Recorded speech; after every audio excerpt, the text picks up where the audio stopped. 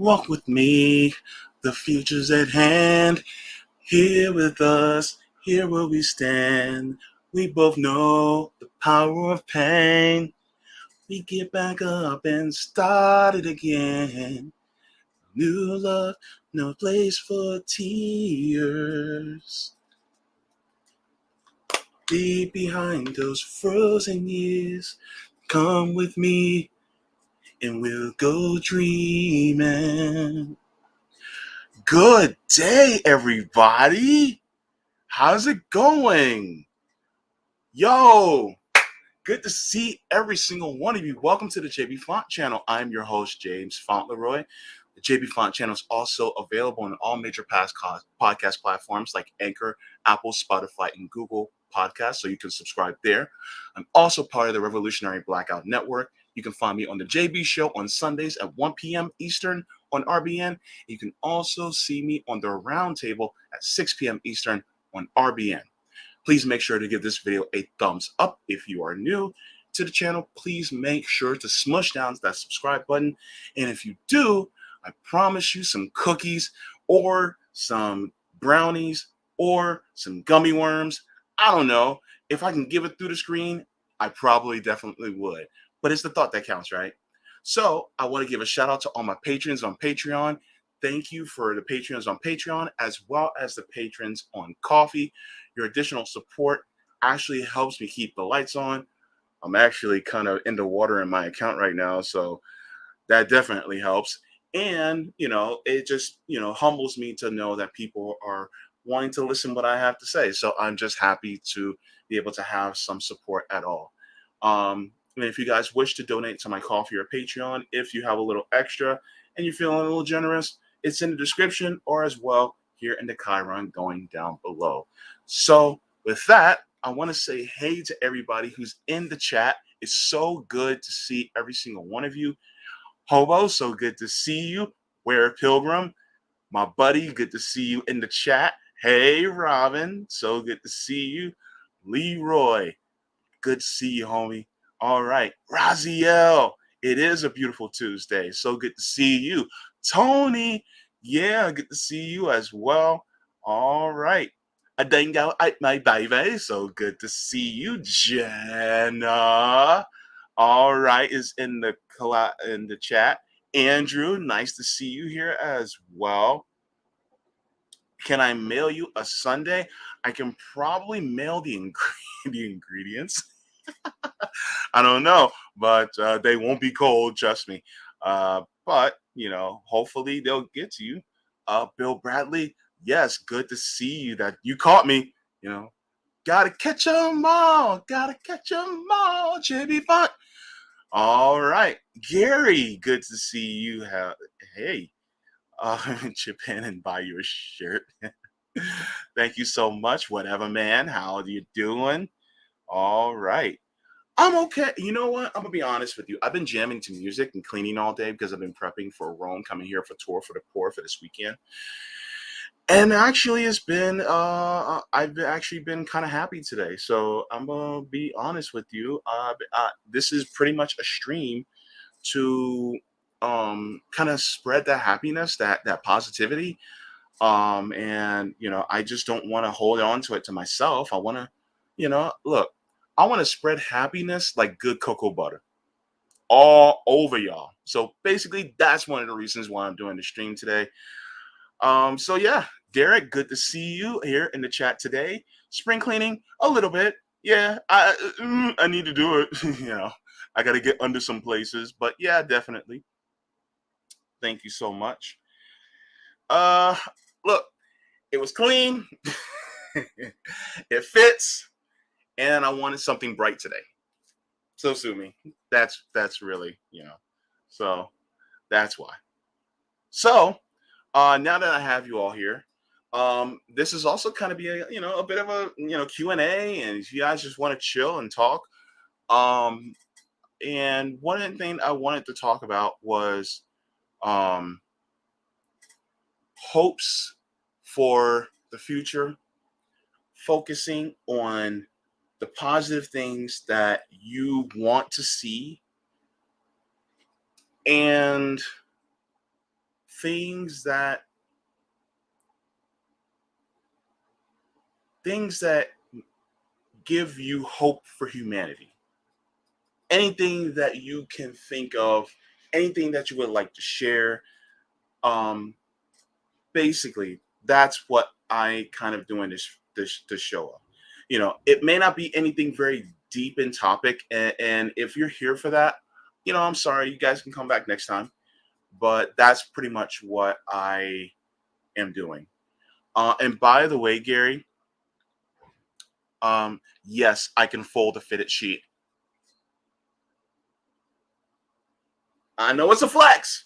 I know it's a flex, but I can fold a fitted sheet. You're welcome. So yeah. Um, so that's pretty much what it is. If you guys have anything you guys want to share, some great news that you may have heard lately, we want to share that as well. So that's pretty much what this stream is going to be. One thing I am going to share. This was shared to me earlier today, and I'm gonna read it on stream just in case. This is for the people who especially one day I'm gonna give y'all video evidence that I can fold a fitted sheet. One day I am. Watch me. Watch me.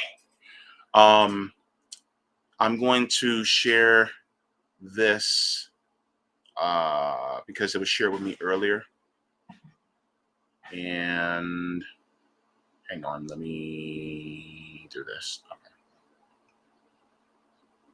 So I want to share this. Shout out to Keith McHenry for this, activist Keith McHenry.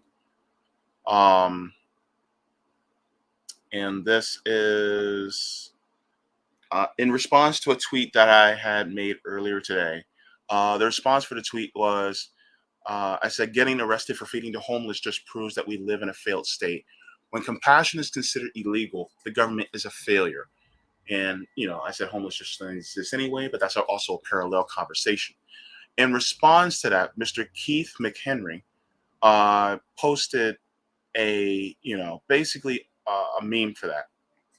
And this is for people, if you want to start distributing food, especially to the homeless, I want to, read this and be able to go over this so that you guys can have tips on if you're ever feeding the homeless. This is something that you can do. So it says, if the police start taking your food, or arrest the servers that were found dividing the meal into, were found arresting the servers. We found that dividing the meal into thirds and only sharing 1/3 at a time works well. We put the soup and salad in 5-gallon buckets with lids. Tell those who are waiting for food that they are also welcome to stay after the first food is taken because more food is on the way. Let them know that the police are only taking part of the meal. This will help calm the crowd.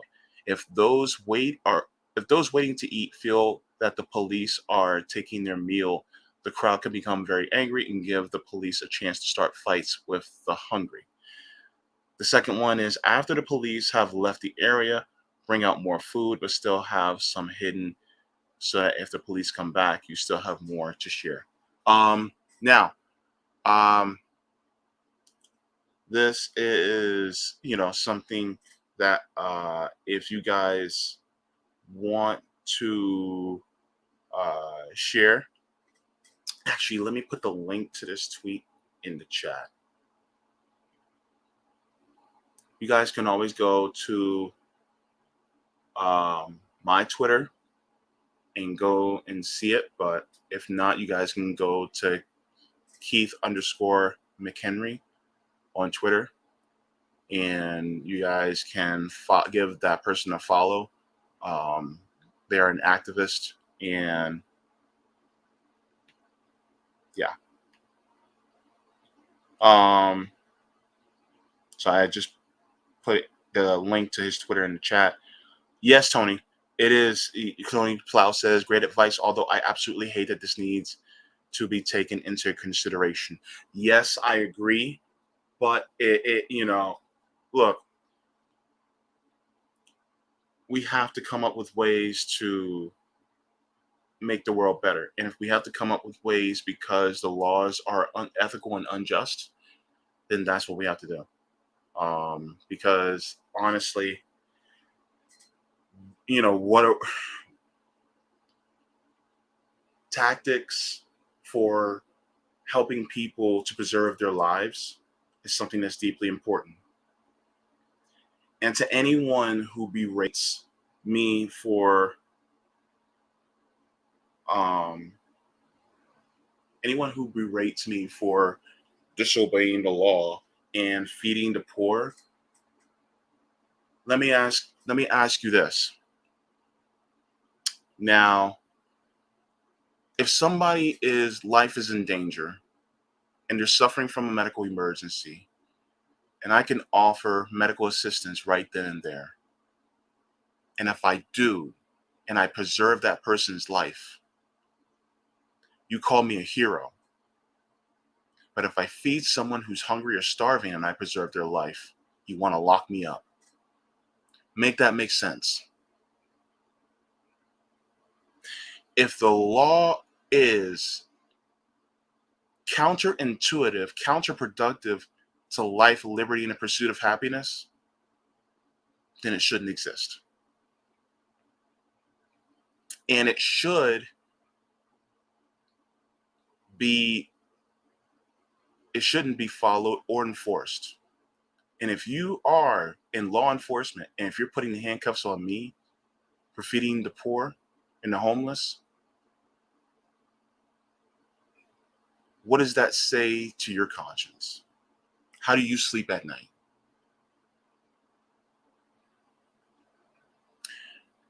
Would you follow an order or a law that is harmful to people? If you say that you wouldn't follow that law,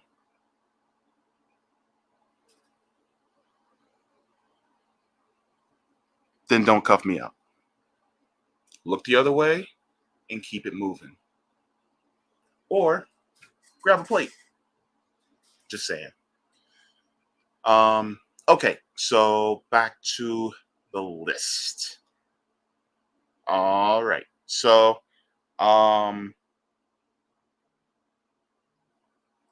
number 3, very rarely do the police come back a third time because they are already feeling very foolish by the second time. 4, if the police stay and guard the area, you can often get them to leave by sharing a token amount of food. After they try to stop the serving a few times, they realize it is better to leave the area than stay and show that their authority can be successfully challenged. 5, if you continue to stick up for serving scheduled time, government will give up and you will build the respect of the people. Don't stop because of the police. Make each meal an event and support the right to share food and invite the media and community members to attend. Call our toll free number as soon as you feel the police threatens you to stop your meals. Food, not bombs. And the number is 1 800 884 1136. That is 1 800 884 1136. Foodnotbombs.net. Foodnotbombs.net. So that's the first part. And then this one is responding to threats to free meals and literature distribution. And, you know, this is also a good one. It gives about 7 different tips um, and gives you suggestions on avoiding to be arrested. And, this is something that you guys can take a look at. So I hope you guys are, able to see this. And if you guys are listening on the podcast, then just go to, you guys can go to, um, you guys can go to my Twitter, and I just retweeted it. So you guys can go to my Twitter at JBFaunt, at JAYBEFAUNT, and you guys can see it there. So just to let you guys know. Yeah. So I hope that sharing this uh, helps, especially those of you who are trying to get into some type of activism. So I just wanted to at least, put some of this info out there so that it can help you guys to continue to leave the world better than you found it. So yeah, whatever man says, why not just thirds? Why not 1/20th and tire out the police? Um, Probably because it's kind of hard to get your your hands on 20 different portions. Some people may not have the space. Some people may just may be using their cars. So, I mean, some people, they may be limited. So, I mean, if you can do, 1/20th and then do it that way, if you have like a van or something like that, then sure. But, it's just a suggestion of how to do it so that, it can get around the illegality of feeding people, which is the craziest thing for me to even say. To even purse my lips to say that. But yeah, if you have the power to do, to do it like that, then by all means, please. But feeding people is just it's preserving life. So yeah, Robin says, Food Not Bombs has a very active contingent in Puddleton here. My own aspirations involve showing up at an encampment and start cooking some sausage and pancakes. That sounds pretty good, actually. Don't forget the maple syrup, baby. And yes, we do bond via sustenance. That's something that humans do, and that's something that we need to continue to do more of these days, especially. That assumes law enforcement officers actually have a conscience. You know what?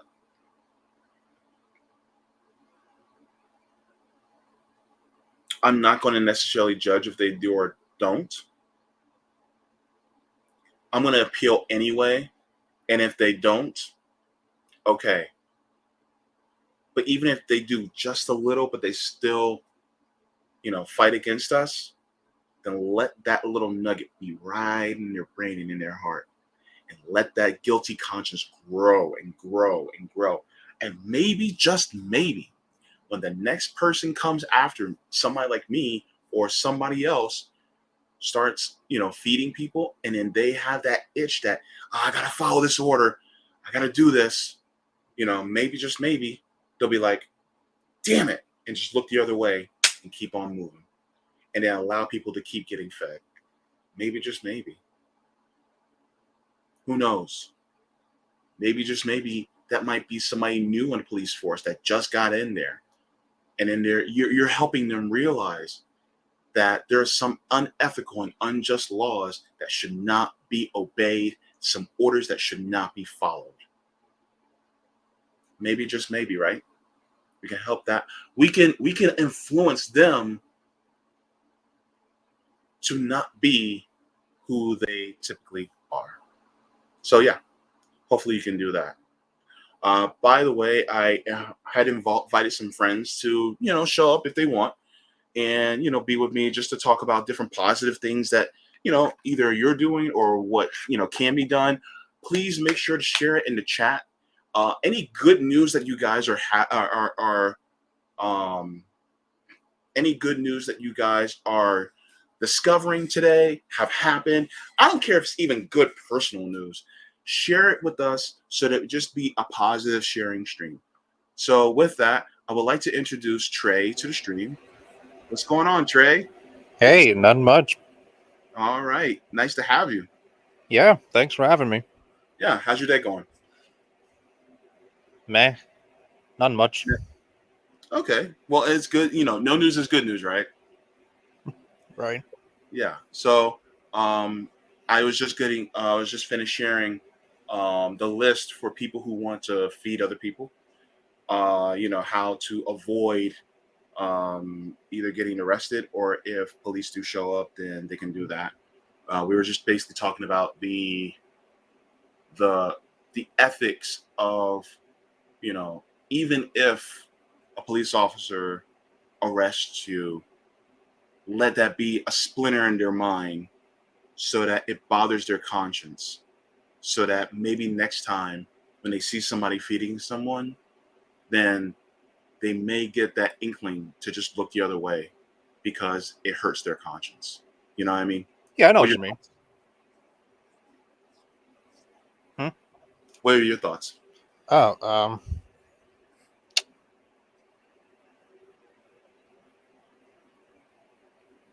yeah, you make a lot of sense. Uh, yeah, sorry, I'm like this. It's okay. Um, yeah, fuck the police. End of statement. Thank you. Um, Robin says, when the spirit of justice becomes so far separated from the letter of the law, it is the latter that ought not to be. That ought not be. Thank you so much for that. That's very true, by the way. I definitely agree. Thank you so much for sharing that, Robin.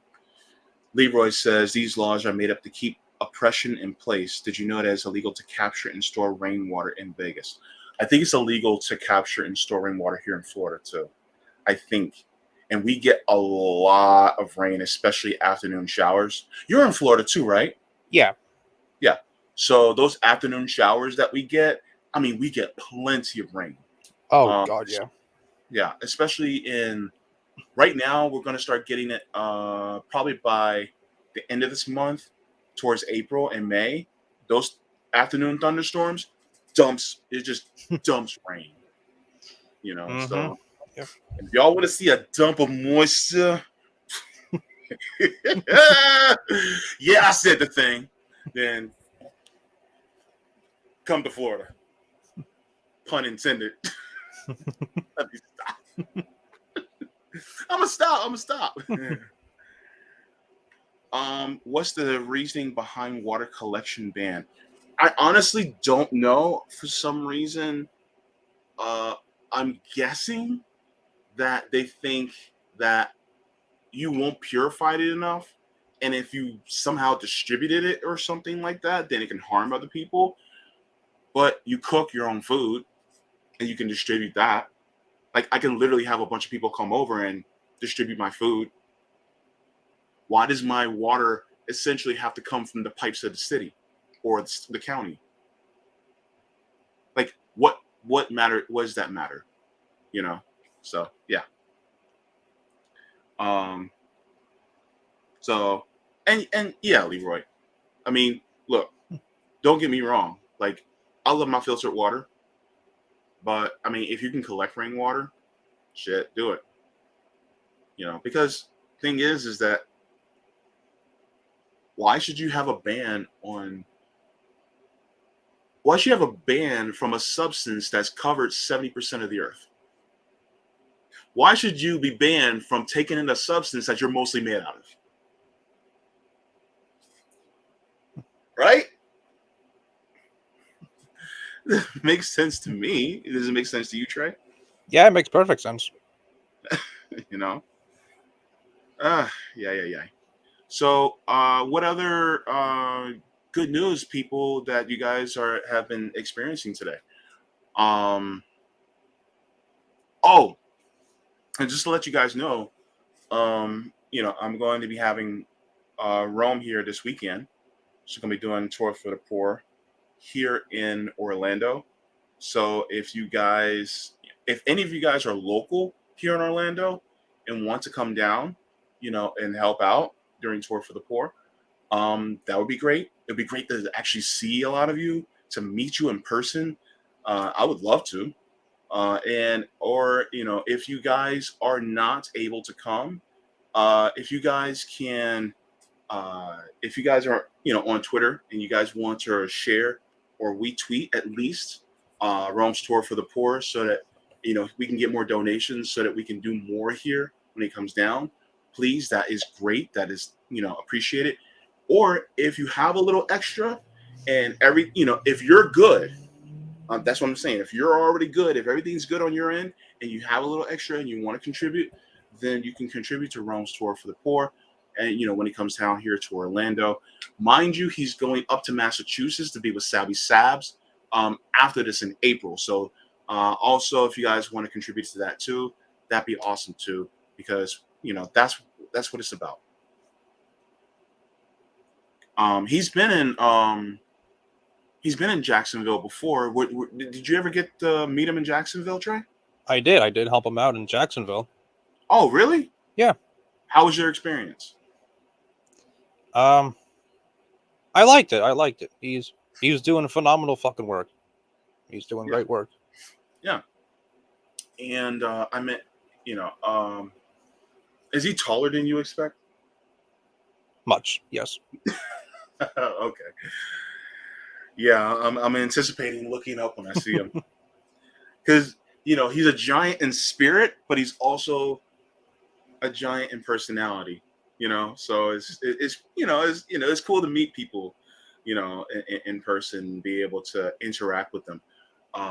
Former RBN member Meg, I met her when we did the Medicare for All March. She's shorter than I expected, but it was awesome because you get to meet people and see how lovely they are in real life, and it's just like the one thing that I love about meeting people, especially in activist spaces as well as on the left, is you get a sense that you start to feel the compassionate energy from them in real life. Now, I hate to get it kind of metaphysical on you, because I know some people are kind of like, oh, that's a bunch of metaphysical mumbo jumbo. But you kind of feel that energy, you know what I mean? And there might be a scientific reason behind it. I don't know, but you know what I mean? Yeah, I know what you mean. Yeah. And so you kind of feel that. So I know that, some people may look at me like, JB, what the hell? But, when you meet people like that, you realize and feel their love for humanity. And that's something that I honestly like. I want to harness that and cherish it and help that person grow, because it helps me grow. And so that's something that I absolutely love. Pittsburgh dude, good to see you, Pittsburgh dude. Says good news. Republican Congressman Adam Kinzinger called for sanctions on Israel, but only if they don't arm Ukraine more.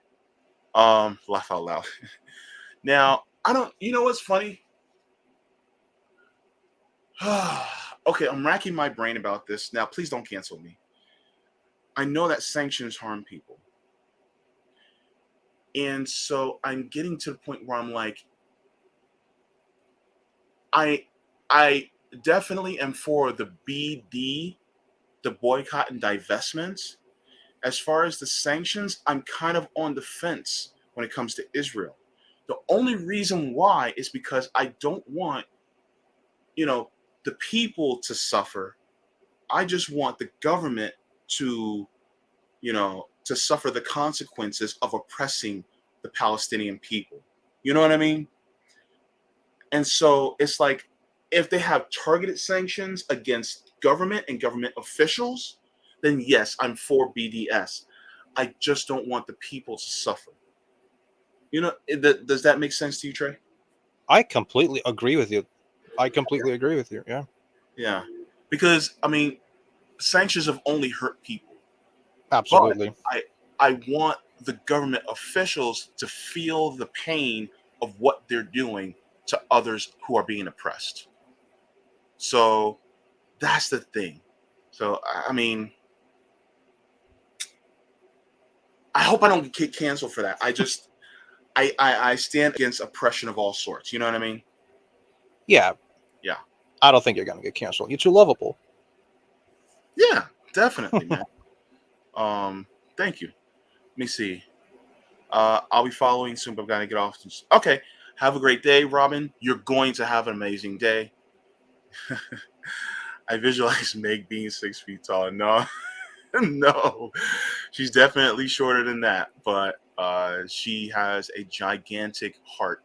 That I can definitely tell you. That's the one thing that's big about her, is her heart. Good to see you, Cryptician. Nice to have you in the chat as well. Good to see your smiling face. Carrie Matthews says sanctions are evil. There are lots of ways we can support Palestinians, beginning with stopping materially supporting their ethnic cleansing. Oh, thank you. Thank you. And also just spreading the word about what they're going through. You know, I know it's painful to do, but sometimes when there's videos on social media that's spreading about what's going on with Palestinians, I think it's good to share that to humanize them, because I think that's one of the reasons why people don't think about them, because they don't see them as human. Because if you see somebody as far off, you decrease the humanity of a person, so therefore you don't have as much of a sense of outrage.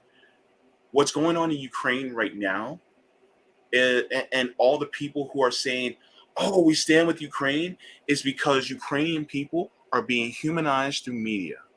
But the thing is that media has not done it for the Palestinians. They don't do it for Yemenis. They don't do it for the Afghans. They don't do it for the Somalis. They don't do it for other people who look like me or have a little bit more of a tan. So therefore, because of that, they don't get humanized. So instead of the corporate media doing it, you do it.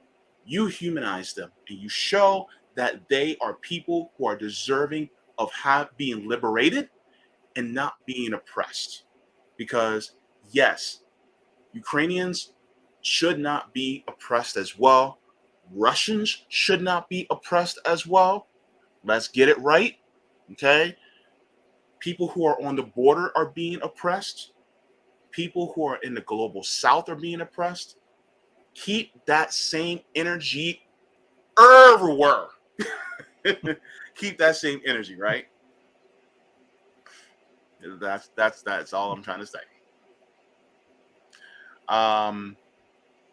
Where Pilgrim says in Canada, the Liberals made a deal with the NDP to keep them in power through 2025. In return, the Liberal government has to pass pharmacare and dental legislation by the end of 2023, I believe. So, as far as I know, in Canada, you guys do not have, um, I guess, I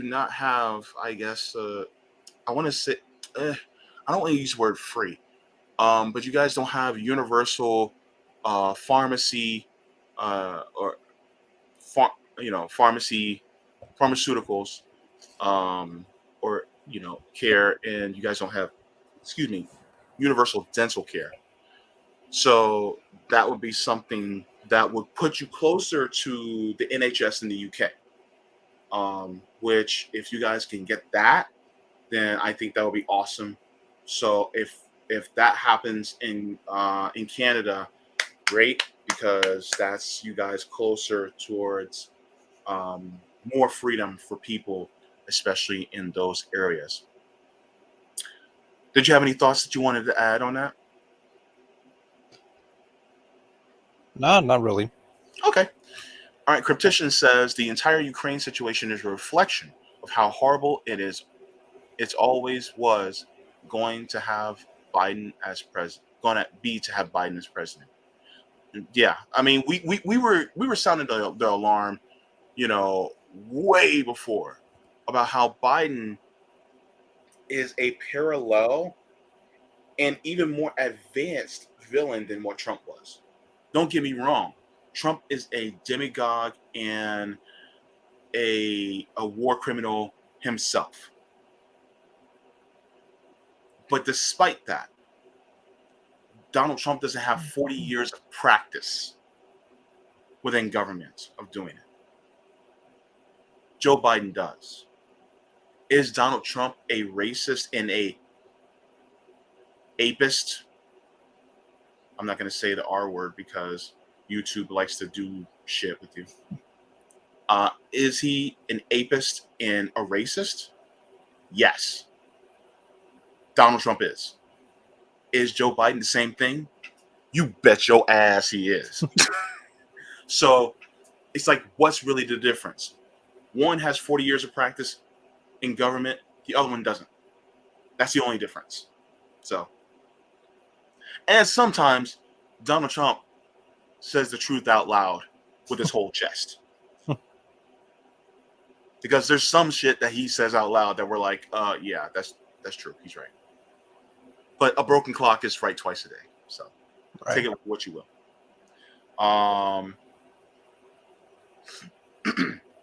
Derek asks, do you think there's such a thing as targeted sanctions?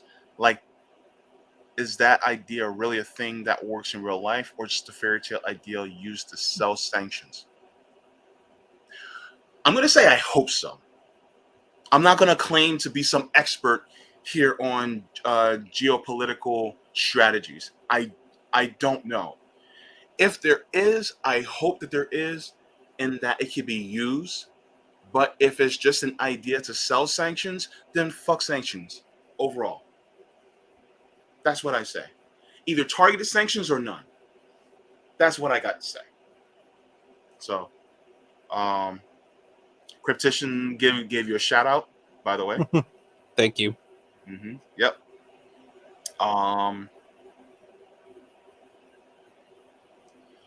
USCNs are fully trained to see humanity in white Europeans. Unfortunately, I look forward to the day when humanity is seen in any person that is a human. When that day comes, and it will come, it will.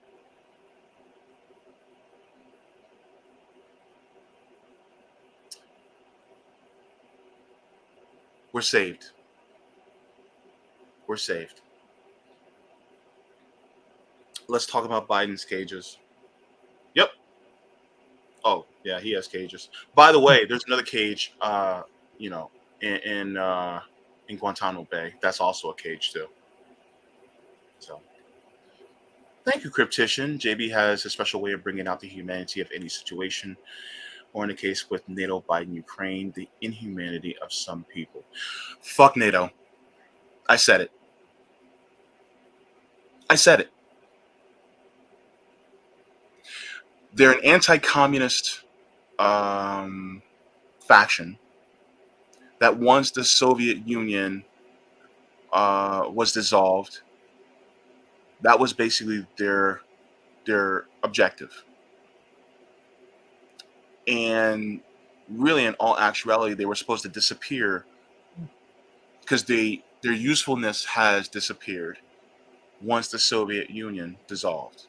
And yet they're still here 30 years later. That means that it was never truly about just getting rid of being anti-communist. It's an oppressive, anti-democratic, anti-humanitarian system.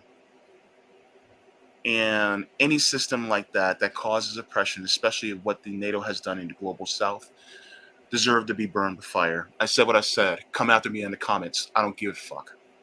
Welcome to the JV show. They're a terrorist organization, really. Yeah, it's just like the CIA. I said what I said. Yep, fuck them too. God, I love having my own channel. So,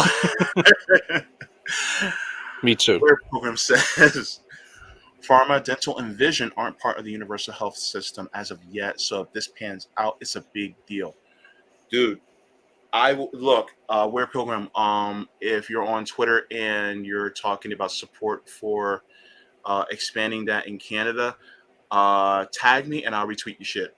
I got you. Pittsburgh dude says it is good news to see that Minneapolis public school teachers are striking and are potentially going to win concessions from the district. Ooh. Hang on, let me look that up. You said Minneapolis public schools? Let me see. Minneapolis public school strike. Yes, I misspelled Minneapolis. It is what it is. Whatever. All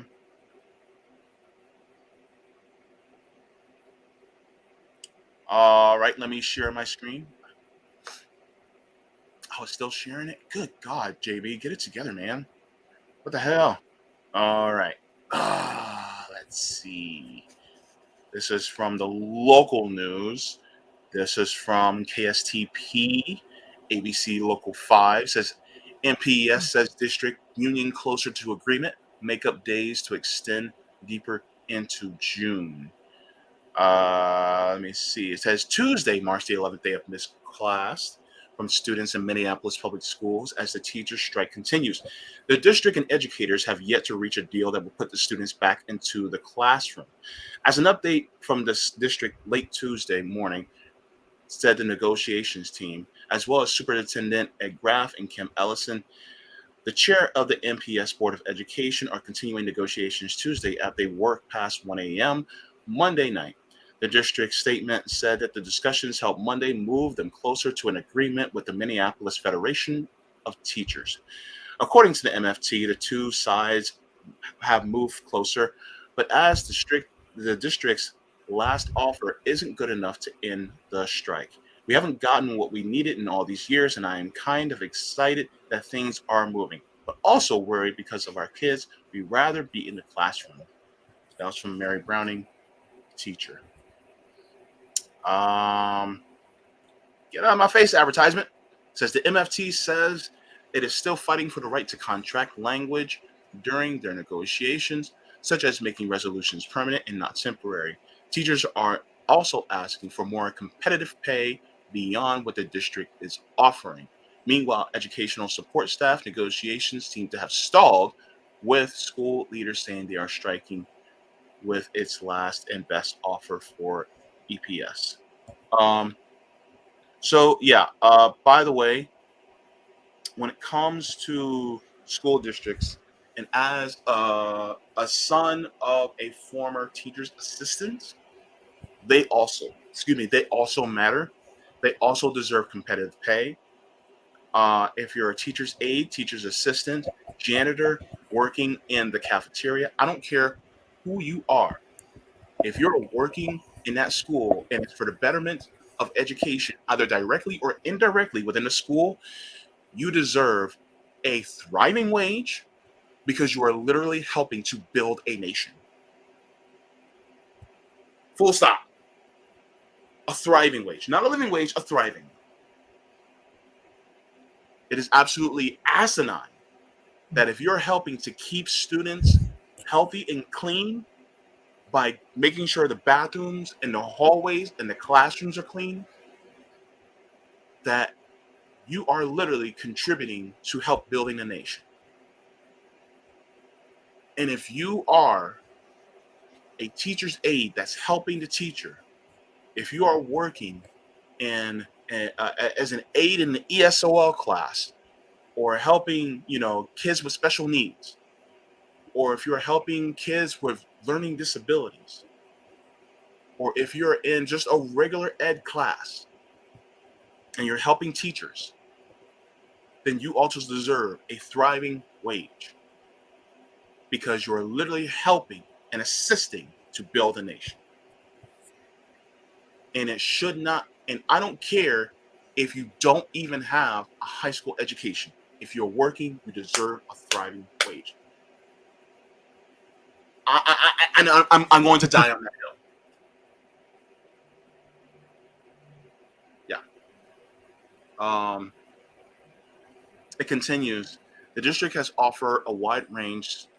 The district has offered an overall wage increase of $6,000 in bonuses and more opportunities for hours. The top priority of MPS teachers and ESPS have been to pay the ESPS, which are some of the lowest paid employees, a wage that better represents the value of they bring to our schools. We have put more than $20 million on the table for ESP's consideration. This offer provides ample resource for the ESP negotiating team and MPS to finalize the specifics. So I'm going to put the link, so if you guys want to finish this, in the chat.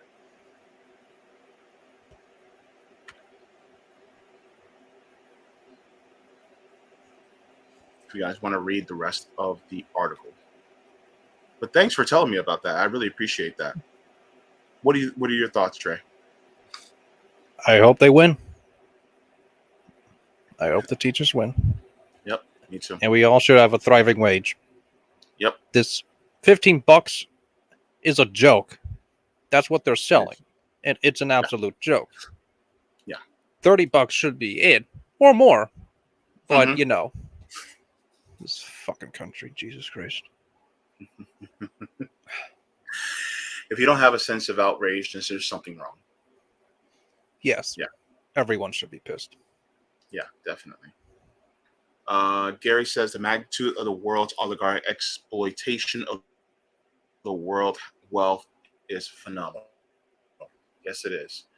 Never stop being outraged. Let's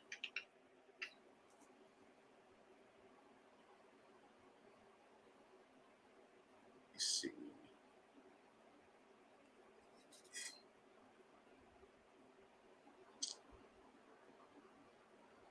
Let's see. What else?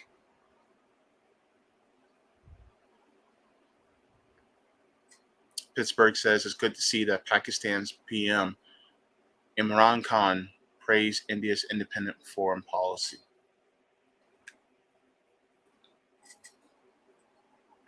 Because what I heard was Modi is pretty bad, from what I heard from from a leftist, humanitarian perspective, especially what he's done in Kashmir.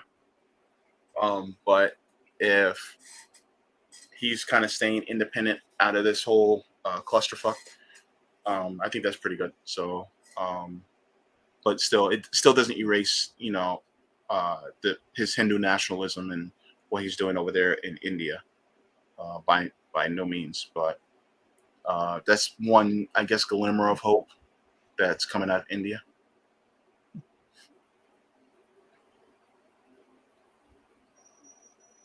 Let me see what else. Sanctions supposedly helped out to bring down apartheid regime in South Africa, but was also the mobilization of the black workers in South Africa by the ANC. Yeah. See, that's another point that I don't want to dismiss, is that it helped, end apartheid in South Africa. It's just, I just don't want to see people suffer. But if it's a targeted sanction, and as well as the approach of Palestinian people, as well as Israelis that are in support of the Palestinian people, that also start revolting against the government for what they're doing against them, then I'm all for that. If that system exists. All right. Let me see. Also, what are some other good news that you guys are seeing today as well? Let me see. Let me see. All right, let's. Pittsburgh Purdue said it's complicated. Modi is bad in a lot of ways, but India and Pakistan, who have a lot of history of conflict, having better relations is good. Look, peaceful relations is always better. I mean, if they can do that, then let's hope.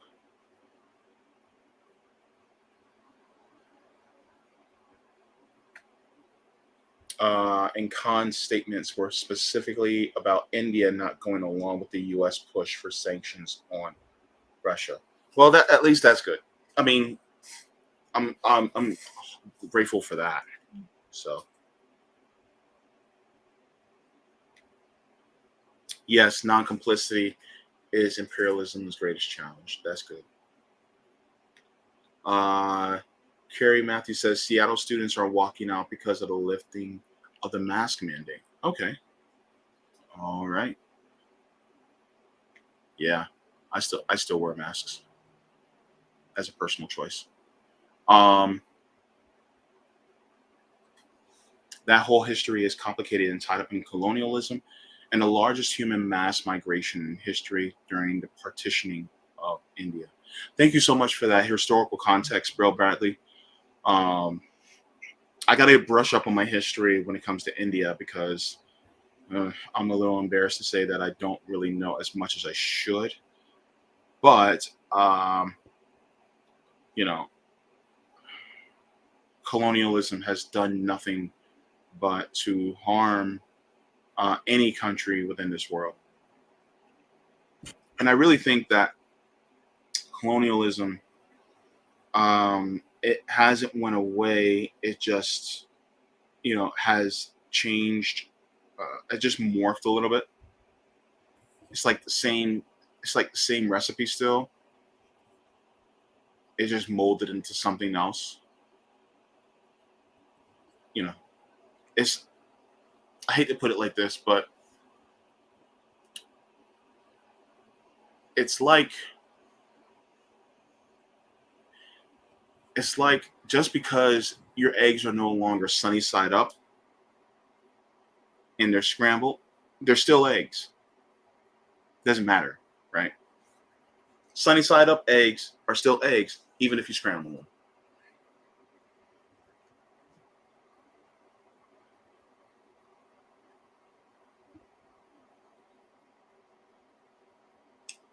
Um,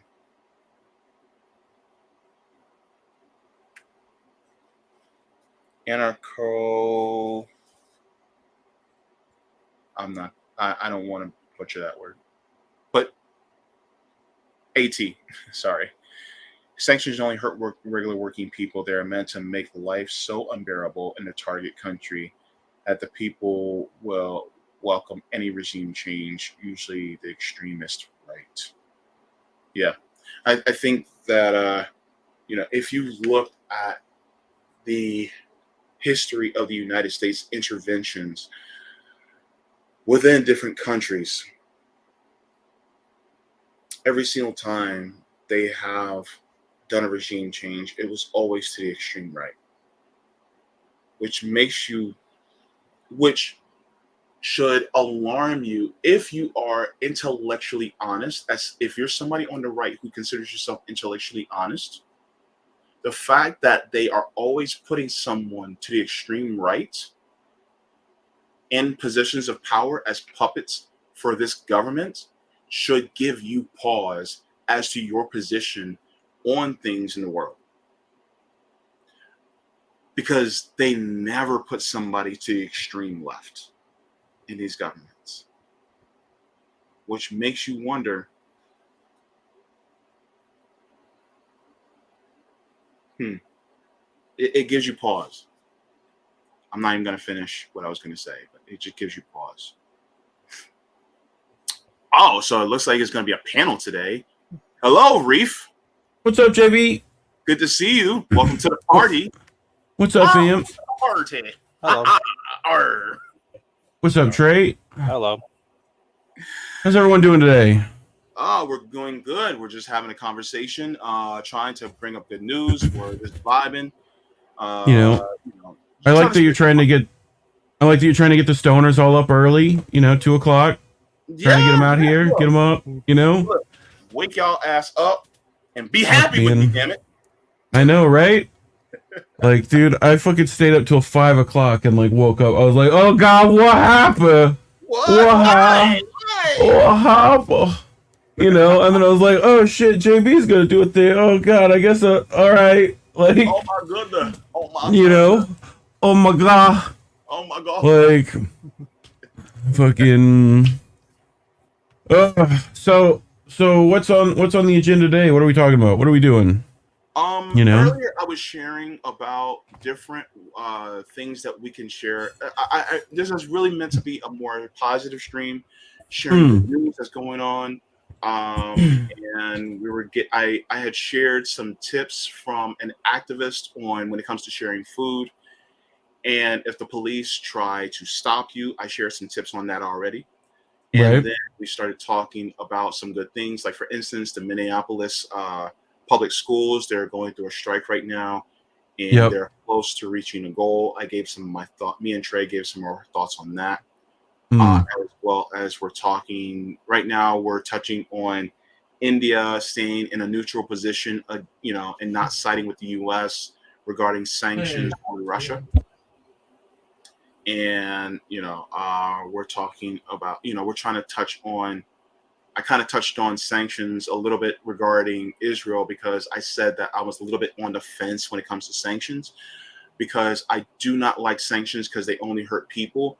But I am game for if targeted sanctions exist for government officials because, they are oppressing the Palestinian people. So we're talking about that a little bit.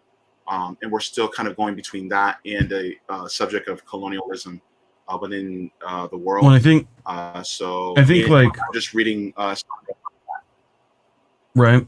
I think sanctions are one of those things that's like, it seems like a good idea in theory, right?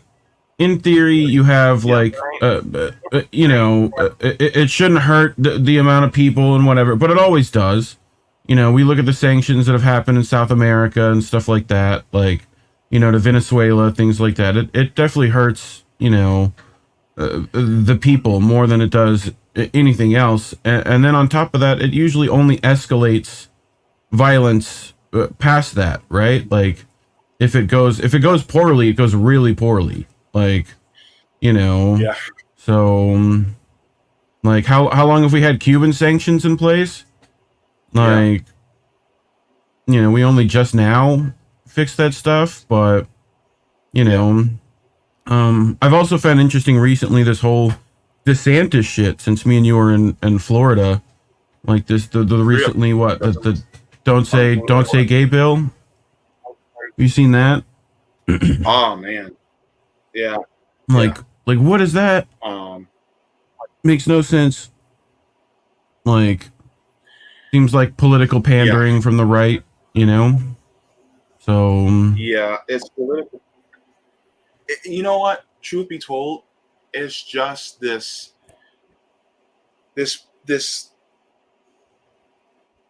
push to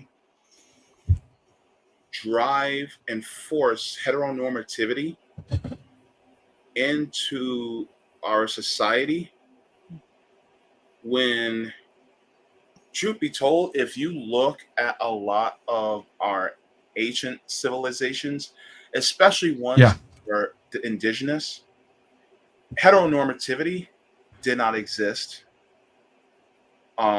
It was basically you is who you is, right? And as long as it don't hurt nobody, we celebrate it. Yeah, literally celebrate it. Literally celebrate it. Yeah, like along with like any other, albinoism gets celebrated, like hermaphrodity, I think that's how you would pronounce that way. Like, that gets celebrated. It's like differences get celebrated in a lot of those cultures. I know there's a few that don't, but like usually it's the colonial Christian narrative that comes over and messes with all that, right? Yeah. And so it's a constant push to force a theocracy onto a people that there's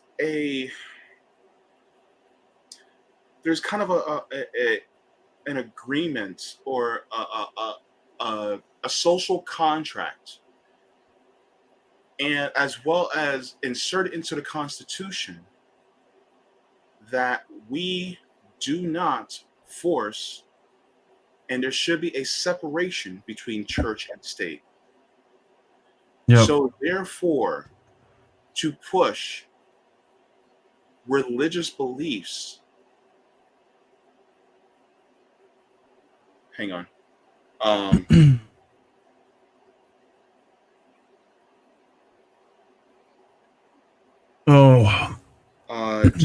Sorry, I just want to make sure that I continue this. Right.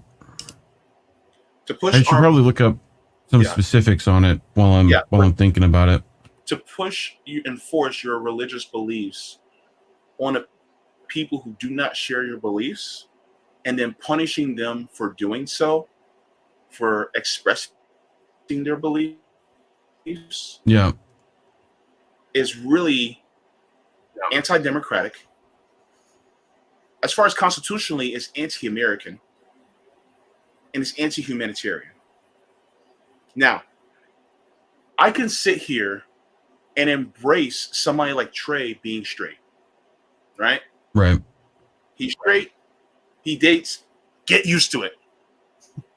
Yeah. We're here. We're queer.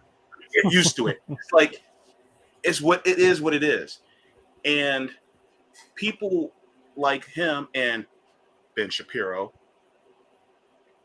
Mr. Dry ass pussy loving. Anyway, I said what I said. I'm not taking it I back. feel you, bro. No, don't.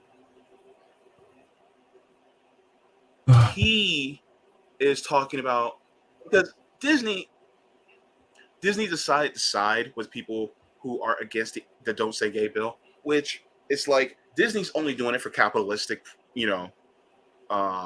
Let's be Purposes. real, right? Yeah. You all three Yeah. of us are in Florida. We know Disney got Florida electoral politics by the ball. Gays, please buy our stuff. Please buy tickets again. Please, You gays, just want people please. like me to spend tickets and go and buy some rainbow Mickey ears for $50 just so 50 fucking bucks. more money. All right. It's way worse than $50. When's the last time you've been to Disney? Oh shit. Like, I only go to Disney if I know a cast member and they can get me in for free. Otherwise, yeah. Sorry. Yeah. Yep.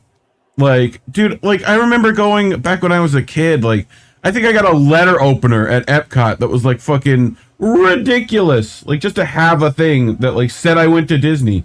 Like food is ridiculous. I went in July, which is a mistake, by the way. no. Don't fucking do that shit. Don't do that shit. That's bad. Like February, dog. tickets are cheap for a reason in July. Fucking don't go there. Don't do that shit. You know, but it's just a concrete oven to go in. Like, oh, the worst. I rode that fucking Pirates ride a lot because they got the AC cranked in that bitch. They fucking cranked that AC up.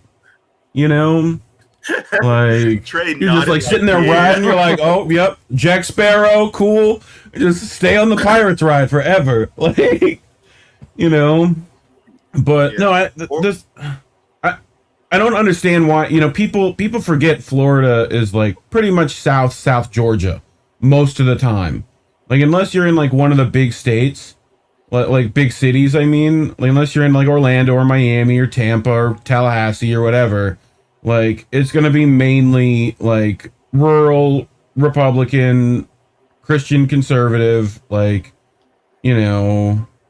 unfortunately. Luckily, there's enough people in Miami to make us slightly purple occasionally, but it's still like, I live out here in the land of Confederate flags and, like that's where I'm at. Like, Danger. yeah, like it's pretty much like, I've learned here though that you can't be a half-ass liberal. That ain't gonna happen. You're gonna have to be a full-ass something, or otherwise they won't respect you. Like, But anyway, I gotta get my Puppo. Puppo needs in now.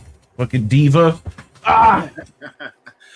I love what Bill Bradley says. Bill Bradley, thank you so much for the info. He says, excuse me, students have free speech rights. The bill may have stood up if it applied only to faculty, but the fact that it applies to students as well means it will almost certainly get struck down.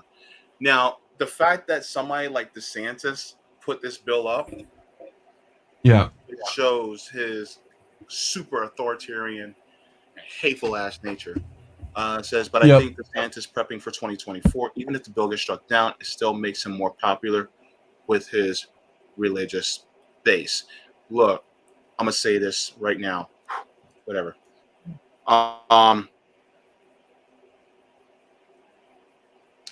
Religious base, religious people.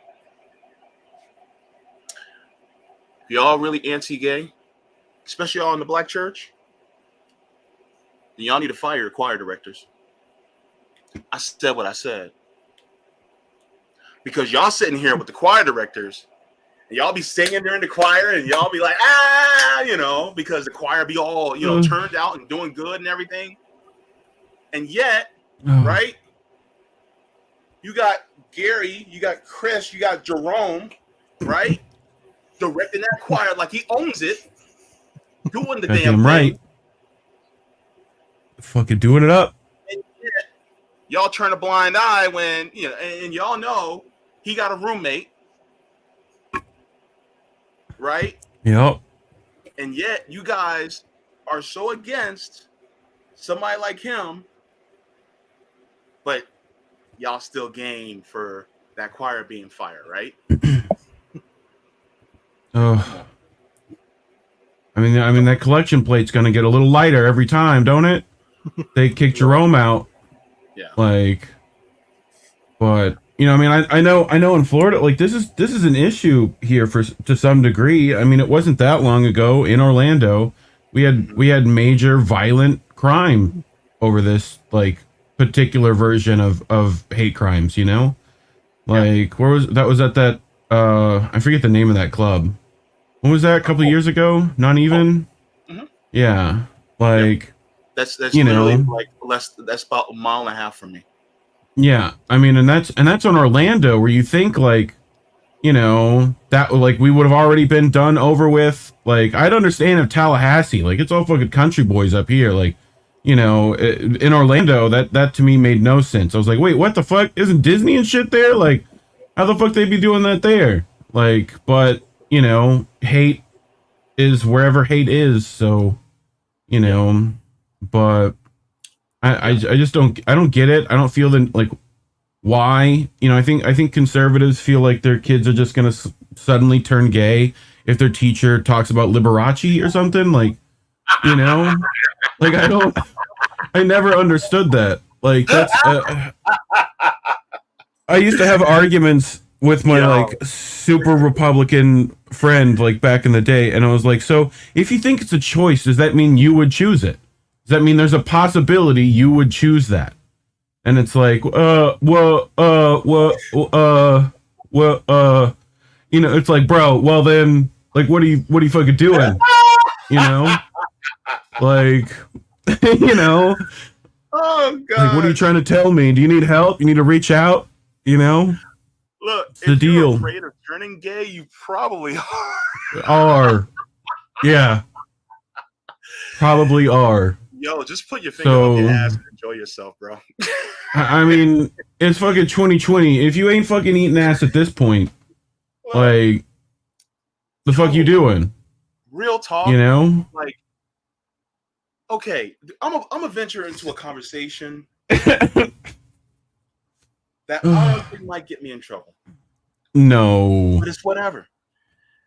I think a lot of men are more sexually fluid than they're willing to admit. And because of patriarchy and colonialism, it has pushed them societally to suppress a part of themselves they really just don't know. And God wouldn't displaying physical or affection with other men, to them, they have to suppress.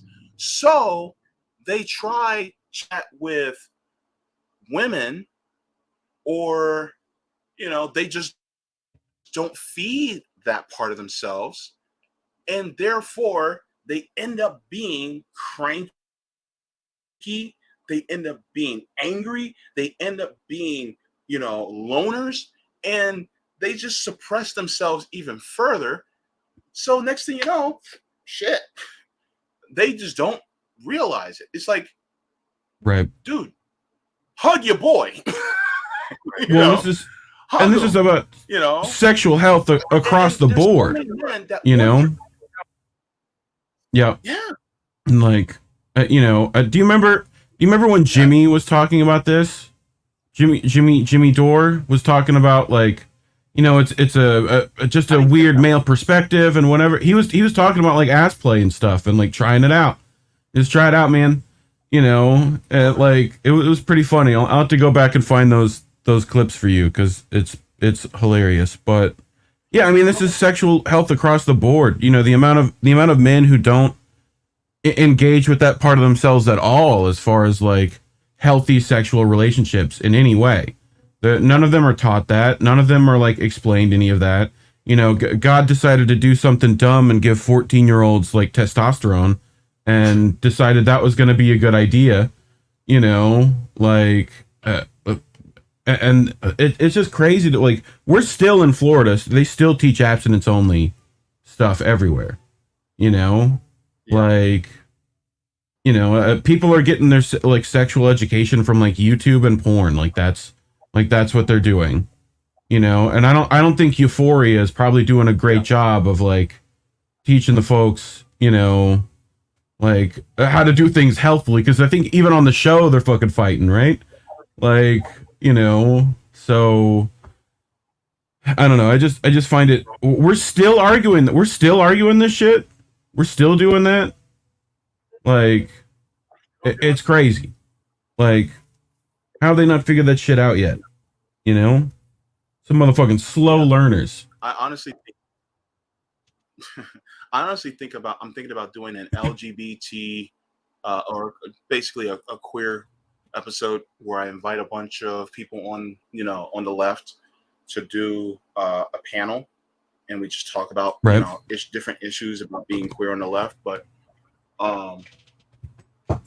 yeah, this and Bill Bradley keeps doing mic drops in the chat. Right. I'm looking at you, Bill. Says all politicians answer to the corporations and then pander to some segment of voters they can't get so they can get elected. Yeah. Either way or the other. Yeah, he probably doesn't. But no, the thing is that he's basically pandering to a subset of society by oppressing other people. Right. Like. Yeah. Yeah. And we're definitely gonna find him in a leather bar in like a couple of months. So, you know. Like he's gonna have the mustache and the chaps. It's gonna be good pictures at least, you know. Like, so nah.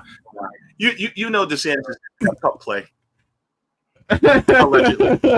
Oh God. Oh, gross. Allegedly. I can't. I love you. No. I'm not gonna kink shame, but you know. No, I mean, look. Like people who have this vehement hatred towards that side of themselves is because there's a side to themselves that actually like that. And the thing is that it's a side to themselves that, number one, doesn't hurt anybody, that wants to engage with other adults, and that is completely okay and healthy. But for some reason, they've been conditioned to think that is somehow wrong. And the thing is that, guess what? It's not. If it's consensual, it's with other adults, and it doesn't harm anyone, you're okay. Do it. It's fine.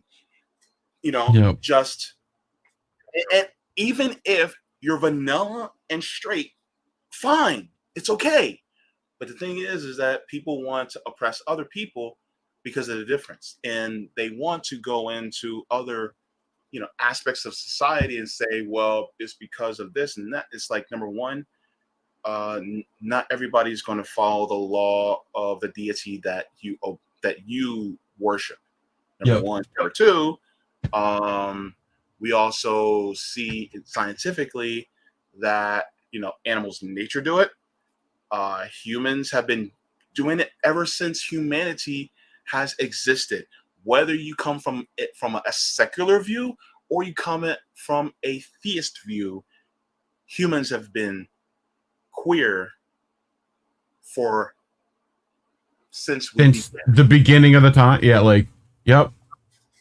So, yeah. I mean, here in the South and stuff, they don't even do that for straight like sexual relationships. They're not down for that either.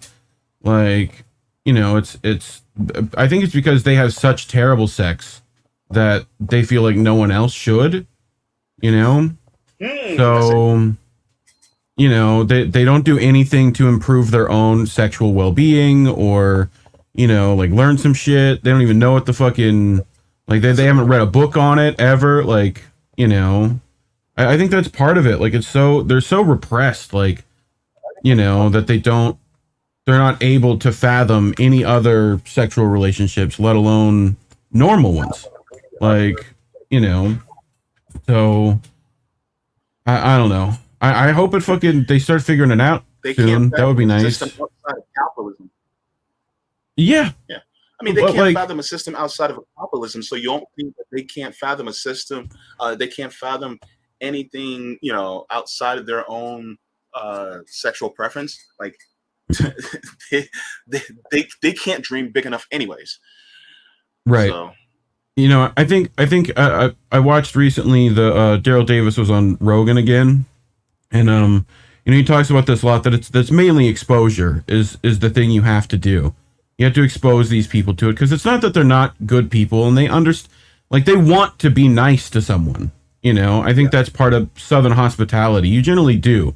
If you're anywhere decent, someone's going to ask you if you want some tea at some point. And I think if you lean into that, right, where it's like, okay, well, if you do feel that way, well, here's the, and make your list and make your demands and all that stuff. But I think it's just exposure. They don't see it. They're not exposed to it. They're not involved with it. Like, I mean, I tend to I have a much harder time arguing with quote unquote shit libs that refuse to understand, right, than the Republicans out here. Like they'll accept Medicare for all. They'll accept justice reform as long as you're not trying to defund anything. They'll accept so much as long as you don't put labels on it. And it's the first thing I do is I didn't vote for these people either. There's reasons for that. It's like when they all talked about they hated Obama for 8 years. Yeah, why? I'll tell you my reasons. What are yours? He took 2 wars, made him 7. It's I could rattle off the list that we all know, so but they understand that stuff. They want healthcare for their children. They want better education. They want all that stuff, better infrastructure. They're complaining about potholes just like we are. Yeah. So I think we even voted to increase the minimum wage to $15 an hour. Right. What is it, 6 years from now or something? We might they might bump that up to 15 by 2025, but even still, it's still fully inadequate, severely inadequate. But yeah, I mean, even still, and I think it was by a 60% margin. Yeah. So, I mean, which that's also dumb in Florida, where you have to have supermajority, right? Yeah, so a $15 minimum wage by 60%, meaning that Floridians, even some of the conservative ones, are screw this shit. We actually need better pay. And so by that, I mean, look, if we discuss things issue for issue, then you don't have to use, the revolutionary language that you and I, are subject to. You just put it in plain layman's terms. And a lot of times they'll go, damn, yeah, that's right. Because logic and rationale is on our side. Healthcare being a human right, housing being a human right, not being the police of the world and providing sanctions.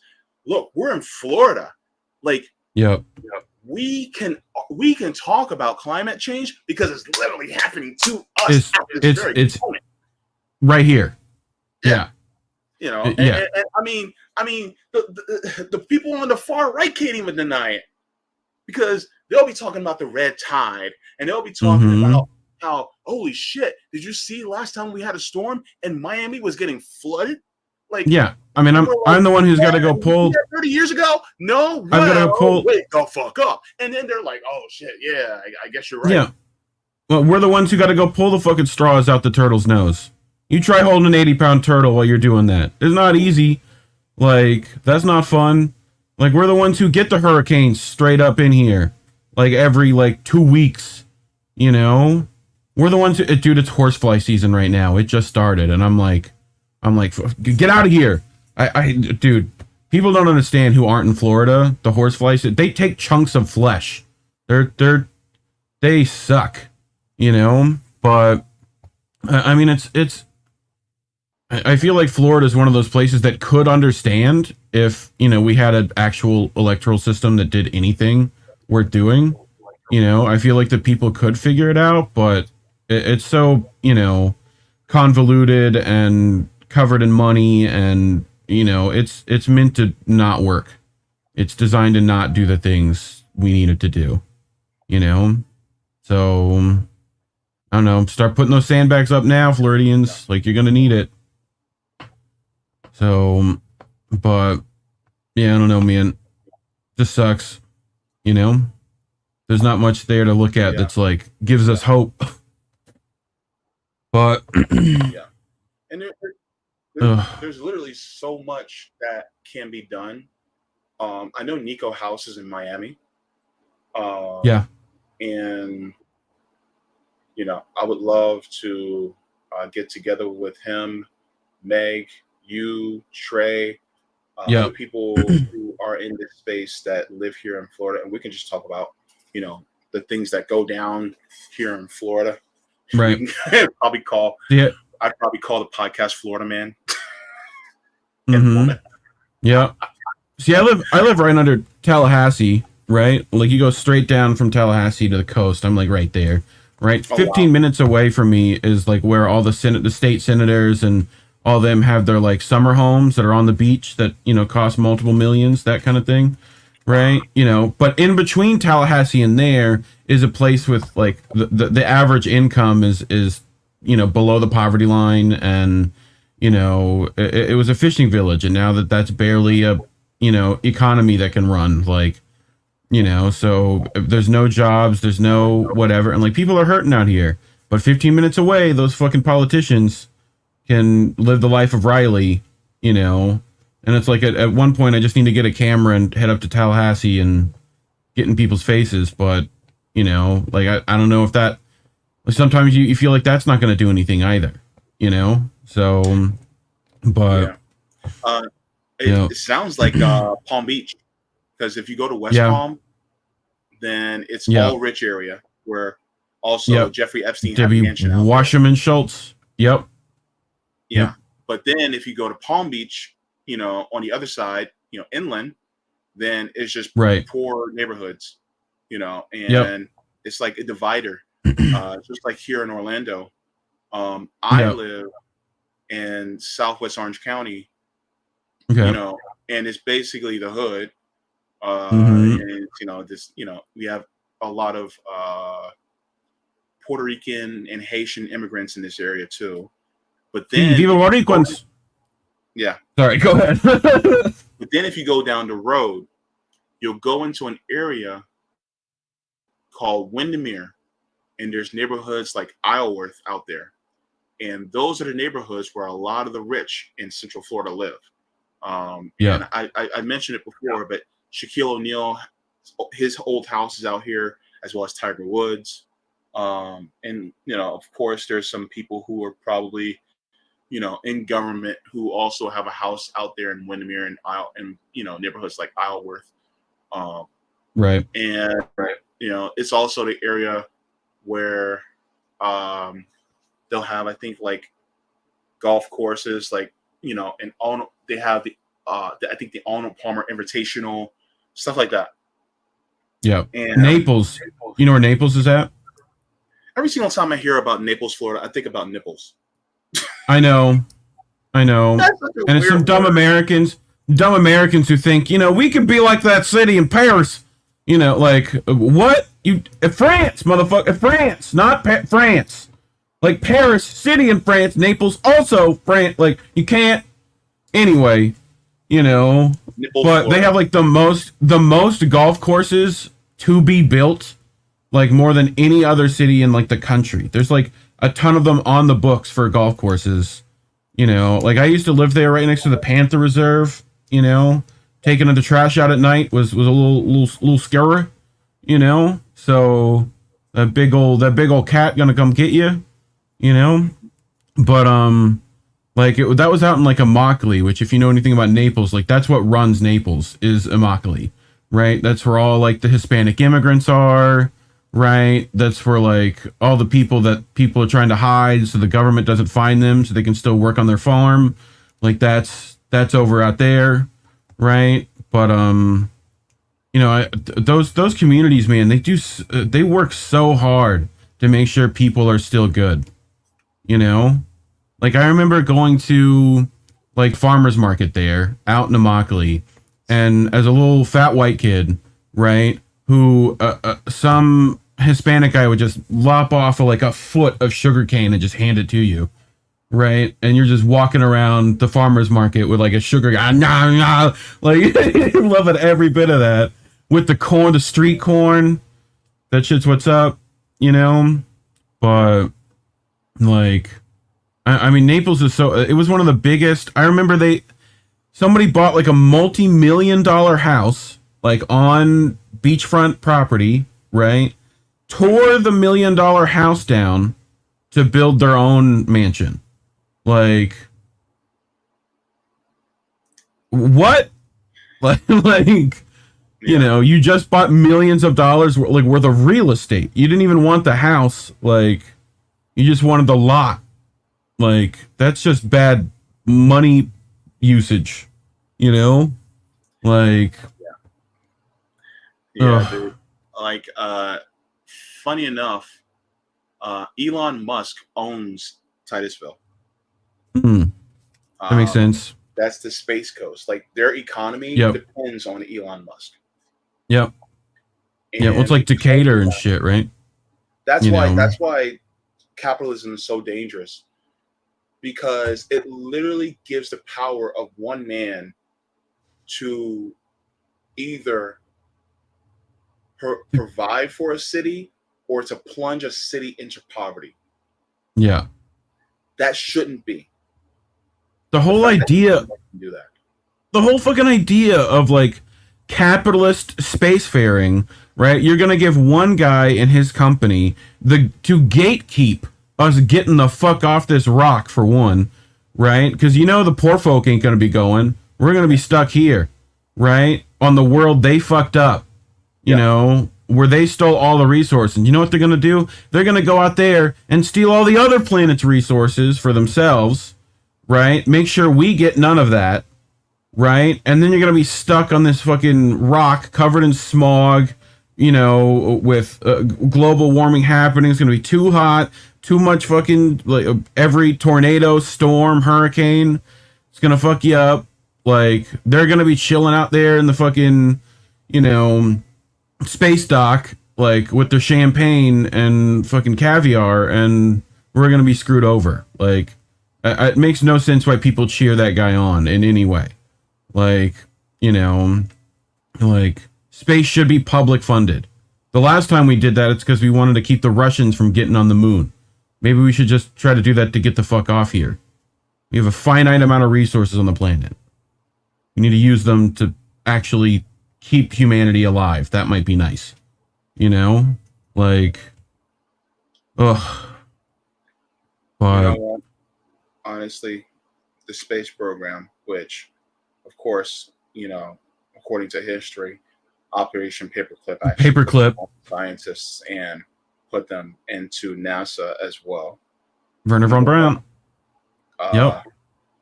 You know, if I could, number one, kick all the asses out. And I would repurpose NASA to do what they can to engineer ways to reverse climate change. Mm-hmm. Your new objective is no longer outer space, but the Earth's sphere. Right. And that objective is to improve the Earth's sphere.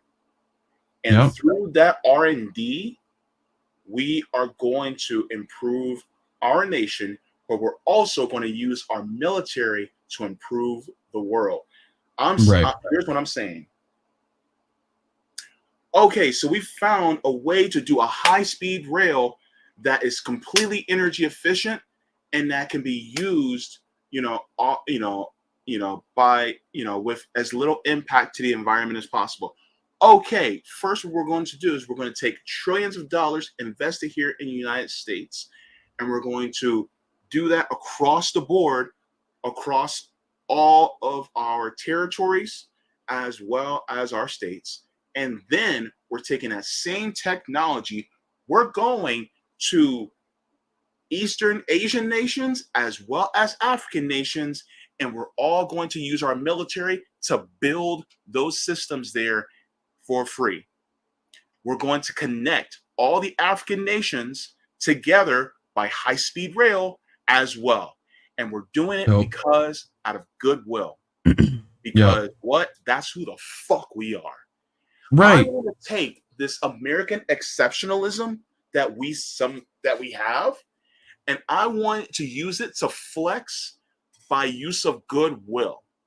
Like, okay, fine, we're America, and we're fucking United States. All right, then guess what? Let's put our money where our mouth is, and let's be the ones who flex by making sure people's lives are improved, not by killing them. I'm putting shovels in your hands and I'm taking the guns away. That's well, instead of having America be number one at like incarceration rates and obesity, maybe we can be number one in everything fucking else. Like, let's stay on this for a second, right? Right. Let's stay right here, bro. Imagine if America was number one in healthcare over Cuba. Right. I mean, imagine if you could go from Orlando to New York. How long would that high-speed rail take you to do that? Like an hour 15, 2 hours? Like if, you chill, you watch a fucking movie on Netflix and, you're there. Like, even if it was like 5 hours to New York, bro. Right. It takes like 18-hour drive. Yeah. On I-95. Yep.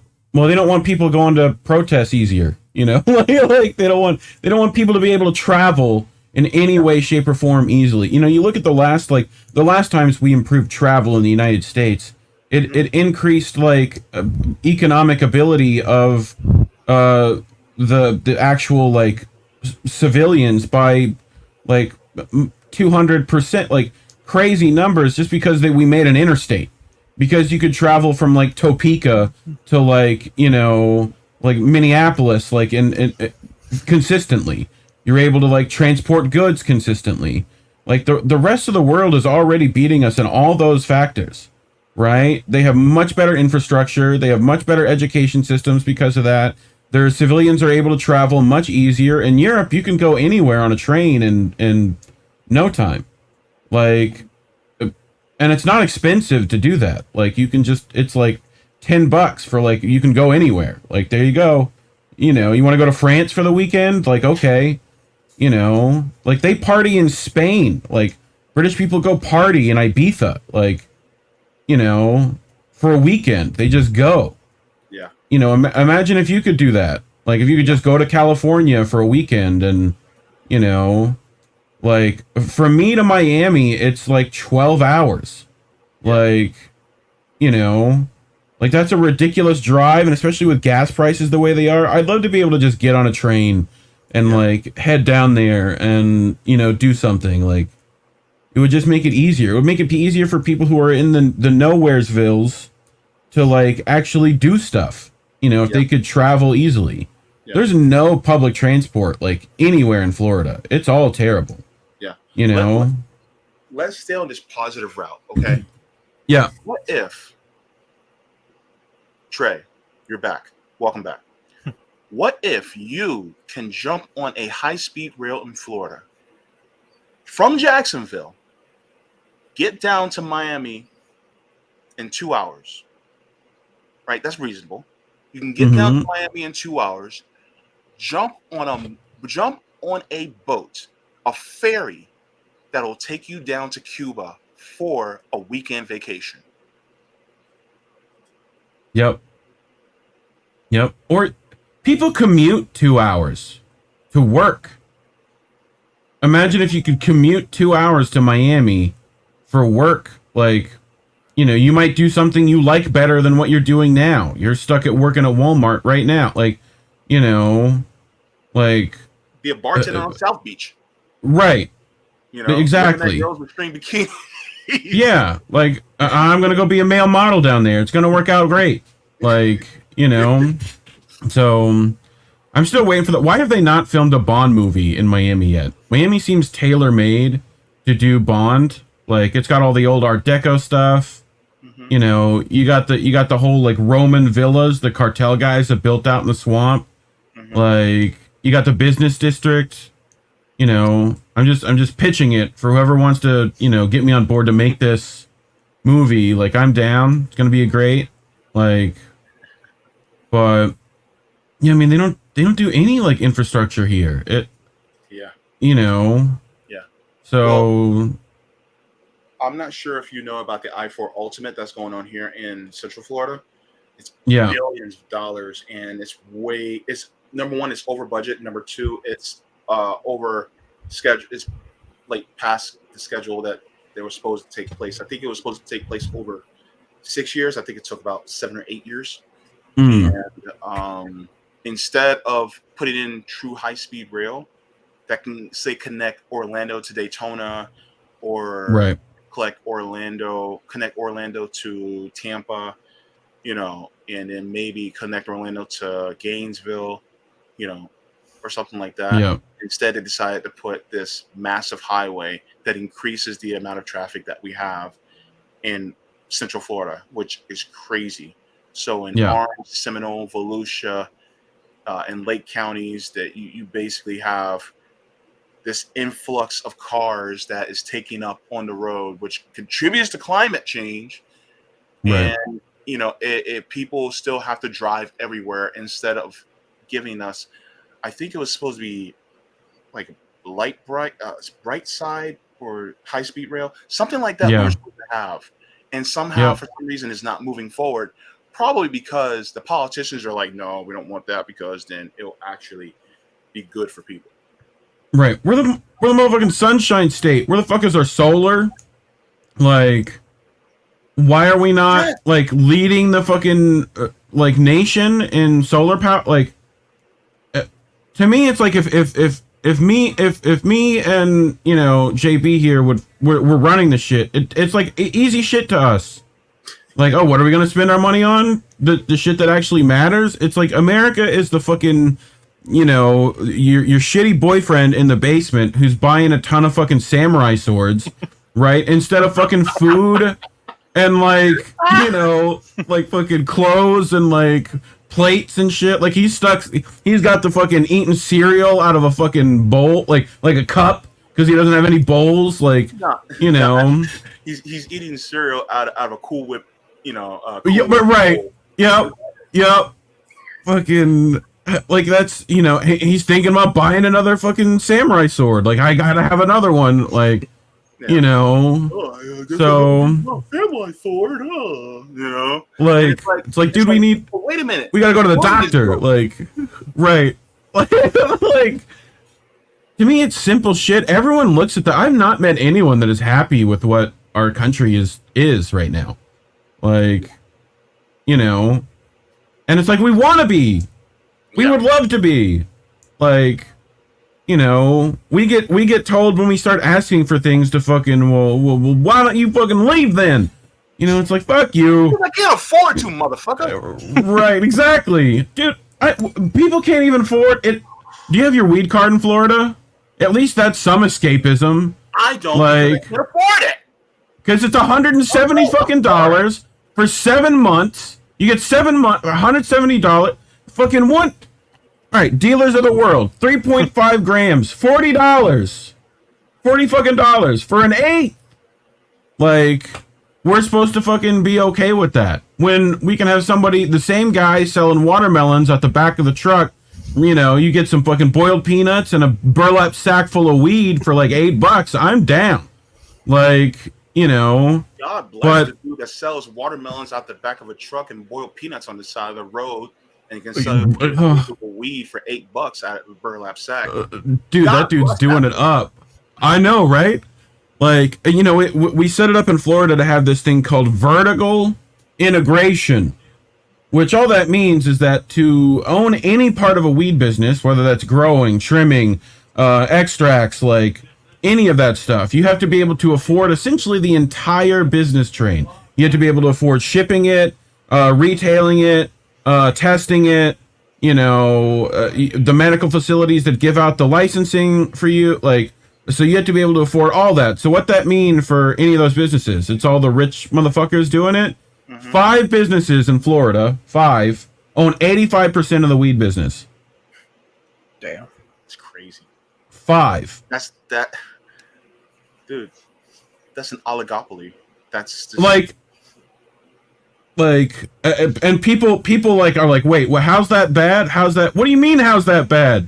5 people, like five people, like, or if you want to think of a company as a person, like one person running it, has 85% of the resources and money for this whole business in a state. And I know they constantly do that in every other state. So, if I could, I would break the hell up out of all those. I would go to hoods and trailer parks. I'd be like, do you want to get into the weed business? All right, come on. You want to get into the weed business? All right, come on. Any of you who have been arrested for possession of weed, all right, get it. We're taking you out of jail. Drug possession, nonviolent offenses, come out of jail. All right, you're going to business school for free. You're going to business school for free. Once you guys get out, I'm giving every single one of you a subsidy to start your business in marijuana. Once you get out and you get your subsidy, then we will subsidize you for at least your first 2 years of business until you guys get yourselves on your feet. And then off to the races. Go ahead, blaze up Florida. Because guess what? It is asinine, the fact that people are being held from actually getting into this business in order to make profit off of it, especially people who sold it and were oppressed because of the sale of it. And now you have people going into it and going, who never had to deal with that. And now they are making bank off of something that we got oppressed for. Like, Like I want it, only Jamaicans and Cubans are allowed to do, you know what I mean? Like there should be rules that say, like, okay, the ones who are the most oppressed over this should be the first ones benefiting from it. Yes. Like, it's a blatant gentrification of recreational drug use that essentially is gatekept only by salary, right? So even now, the difference between you going to jail for weed and not is like income level.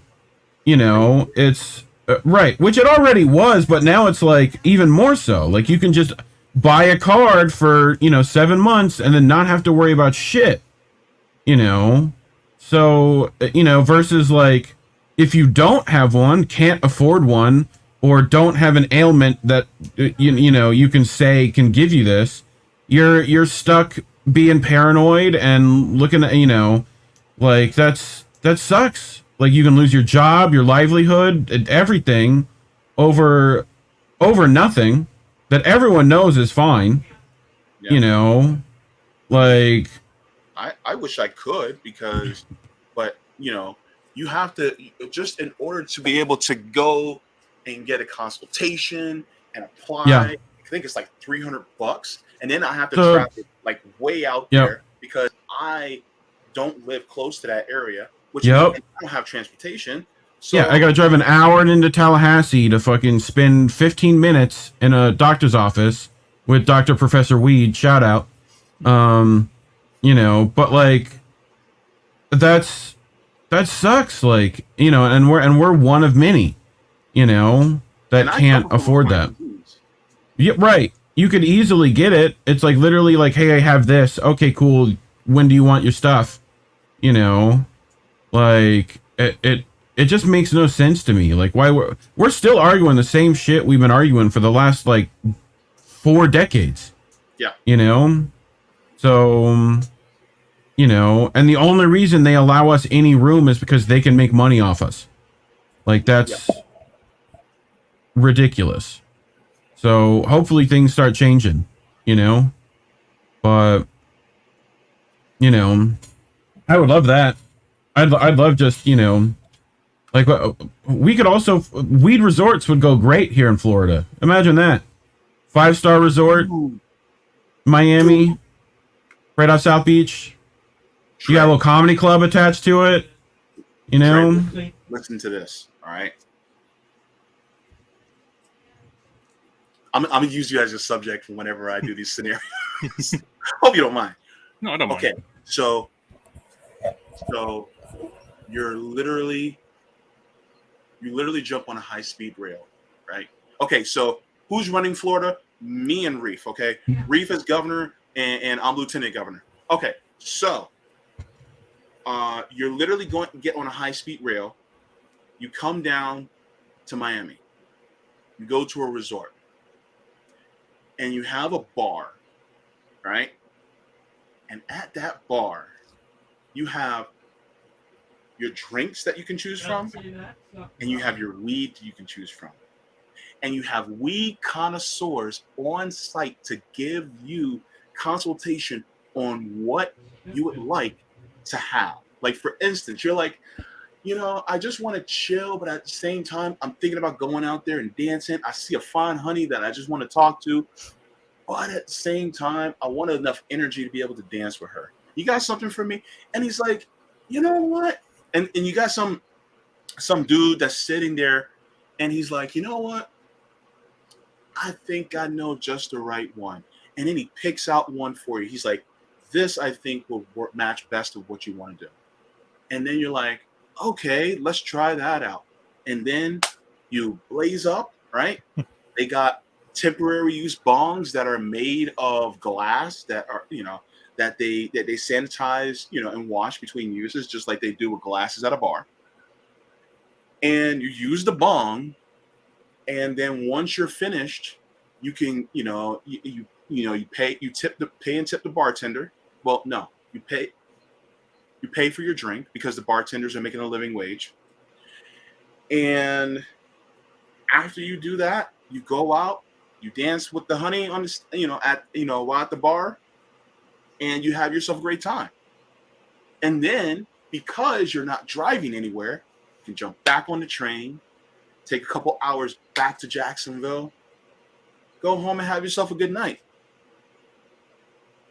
And see, here's the thing. What I'm doing right now is I'm taking all these scenarios, these positive scenarios, because we have to have hope as part of our drive in order to want to change things. Because if you're excited about something, that usually also can drive you to want to improve things. And that's one of the reasons why I like to think into these scenarios. Now, would that be a nice scenario to be in, Trey? Come on. Hell yeah. Come on. You know? So, that's what I'm saying.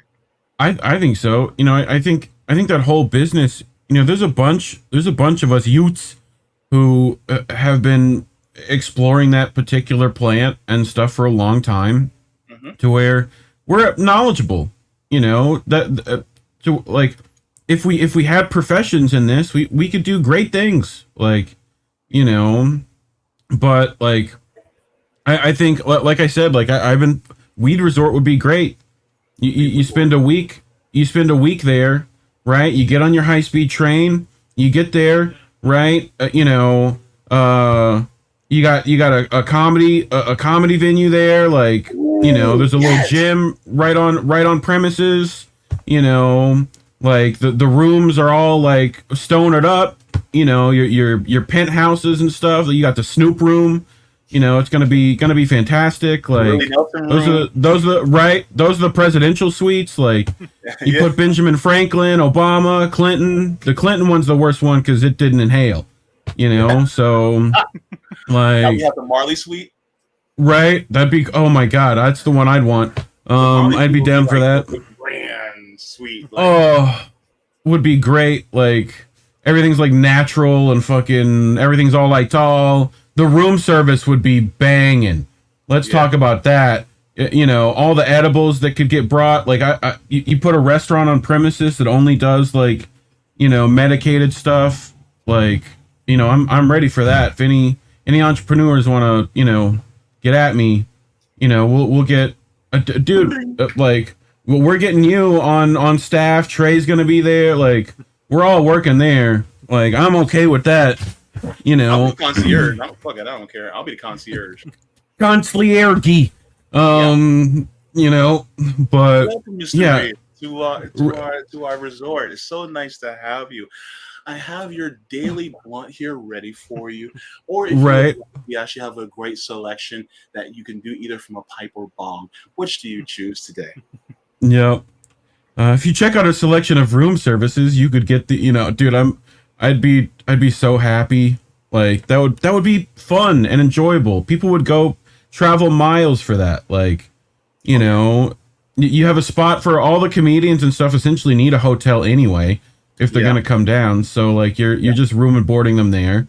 Like, and you then know, we have an area, you know, for the kids where, you know, the kids can be separate, you know, and then, you know, it'd be like, I don't know. They get like, you pay trained childcare professionals to watch them and give them games to do and all that stuff. Like, or you just don't bring them, you know. Yeah. So, because we have, you know, childcare, right? That are, you know, free for parents so that they can, you know, get away. You know, I know in France they have a program that when you have a baby, they literally have a trained childcare professional that's employed by the government that comes and helps you watch your kid at your home.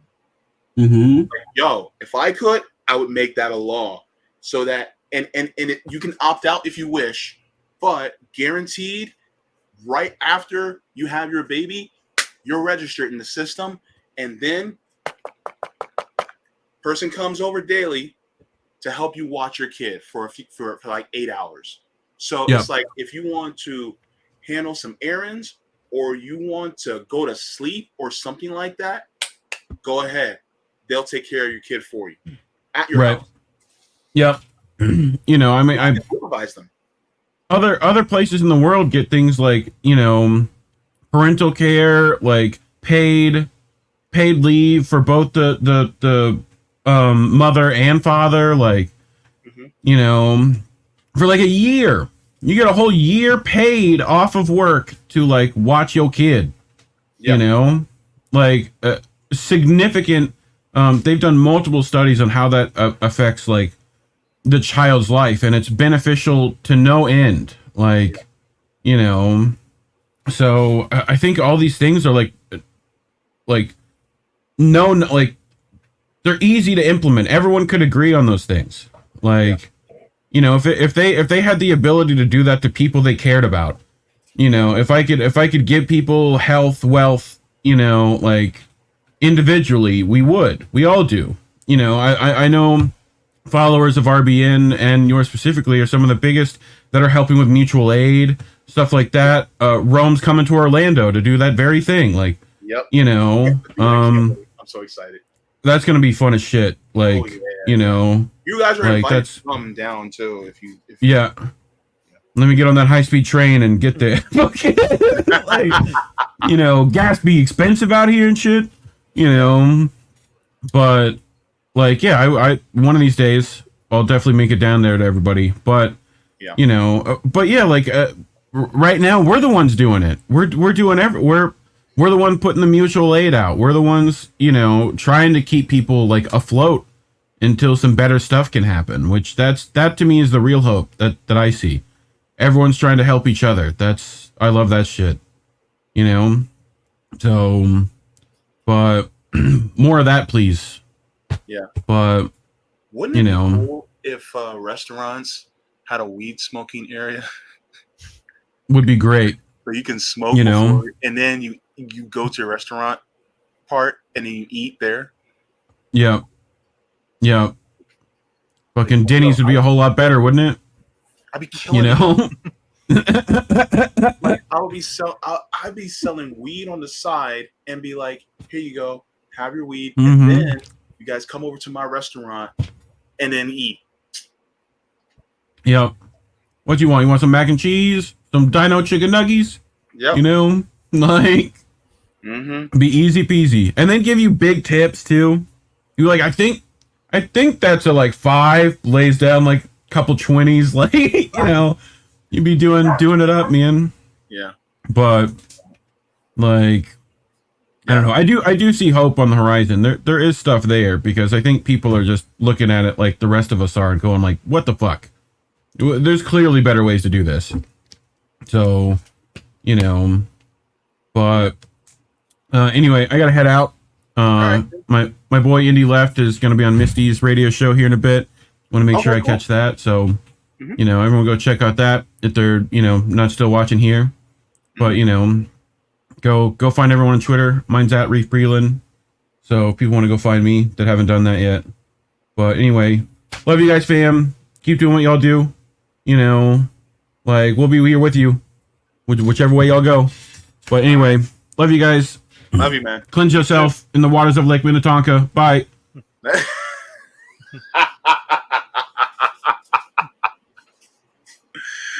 In your face, Charlie Murphy. Shoot the J. Shoot it. Yeah, I'm just thinking about that episode on Chappelle Show. So, what are your thoughts about what we just talked about, Trey? No, I would love a high speed train like that. That would be fucking great. Because my car sucks. Yeah, because I mean, it's just if just that alone in true freedom of movement, that would be something special that we'd be able to work in different places and live in different places.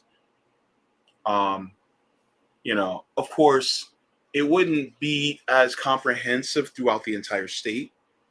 So of course, you would have people in rural areas that would still need to, travel by car or truck, to get, to the stations or whatever. But, imagine if many people are taken off the roads, fuel prices would drop like a rock because there's not that many people using it. And so that the people who live in rural areas, fuel prices wouldn't be that expensive. So they can come from different areas in rural Florida and then go to the station and use those trains to be able to, park and ride and go on vacations and, or go to work and, in the city and stuff like that. I mean, the possibilities are just endless when you can think of things like this. And I am the proponent of mass high-speed transportation free at the point of service. So all you do is just jump on and ride. And it's paid for through taxation because and I'm talking about from a Florida perspective, not a federal perspective. If I was talking from a federal perspective, you just use federal dollars, because MMT. But Florida, because it's a currency user as well, then we would have to tax the very rich. Well, if I had it my way, there won't be anybody who's extremely rich in Florida. But in my scenario, it would be, yeah. And yes, Tony. Oh, by the way, hey, Indy Left, good to see you. By the way, guys, make sure to follow Indy Left, subscribe to their newsletters because Indy Left always displays like a plethora. It's almost like a cheese board of all the people on the left. You know what I'm saying, Trey. We like cheese. And it's like your assortment of different types of people on the left that are commentators that you can actually subscribe to, and different shows, different articles, podcasts, what have you. So make sure to follow and subscribe to Indy Left News, and they're also part of the Indie News Network, the INN. Shout out to you guys out there as well, which is Reef is also a part of. So yeah, definitely. But what was I saying? Oh yeah, and Tony, Yes. What we are describing. Hang on.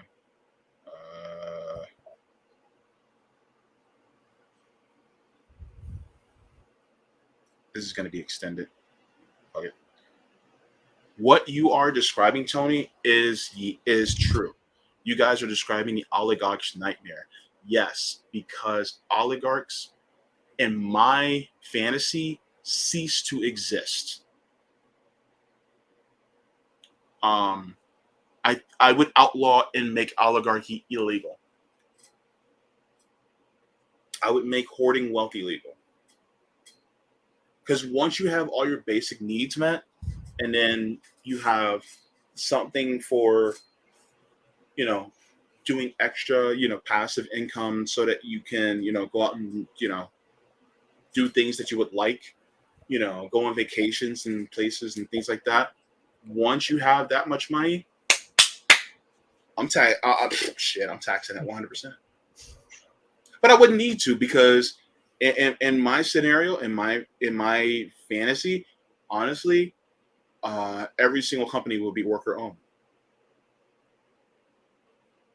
So that's pretty much how we'll do it. But yeah, an oligarch's nightmare, to have a high standard of living and everybody else have a high standard of living around you, so that you guys aren't the special ones in the room.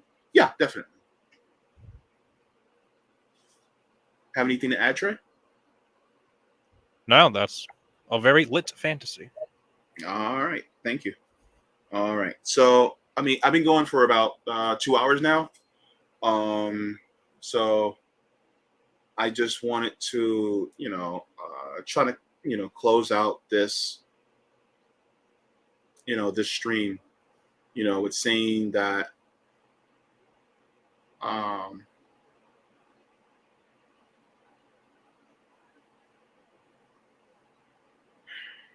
the purpose of the stream was to think of scenarios that we would like. Think of the scenarios that we would dream of, the ones that we would hope for. Think of the scenarios that we could see ourselves being happy in. And then use that feeling to drive you to leave the world better than you found it. Because, look, as I said in the tweet earlier, the oppressors want you to be in despair. They want you to be in despair, and they want that despair to drive you to be like them. And they also want to use that to continue to use your impoverished or suffering state to uphold the paradise that they currently live in by having an obscene amount of wealth and living their lives over. And they depend on that disease of despair to overtake you. Fuck this disease of despair. Flex on their ass by being happy. Flex on their ass by having a good day. Flex on their ass by being happy when you're providing mutual aid, when you're doing activism, when you're communicating with people about these things regarding, liberating people in other countries who are dealing with, illegal occupation or wars, or when you're educating people about the perils of capitalism and colonialism. Keep that happiness going, that inner joy going. Because number one, it's healthy for you, but also it's a middle finger to the oppressors. If you get arrested for feeding someone, put a big ass smile on your face and look at the police officers and say,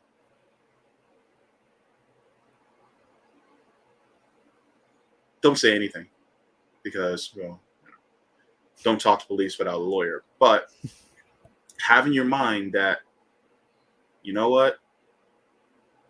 I'm doing something right. I'm doing something right because it helps advance the life of humanity, not tamps it down, not pushes it down. Trey, you have any thoughts on that? That was very well said. Very well said. Thank you. And so try to think about the things that you're grateful for. Think about the people that you're grateful for in your life. Like, try to apply that. Think about things about yourself that you're grateful for. And then use that to kind of bring joy to yourself.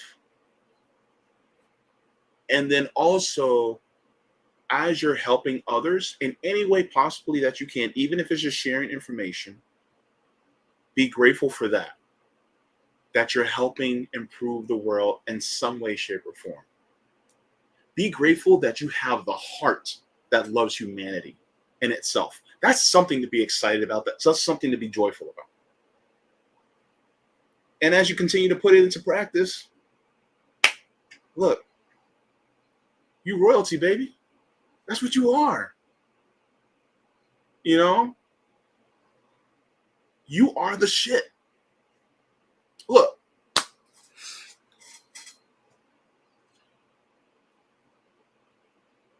As a man, a cis man that has grown up in this culture, I've always seen the dudes that take care of their kids, both emotionally, physically, and mentally. If they took care of their kids very well, that was a flex. That was a super flex.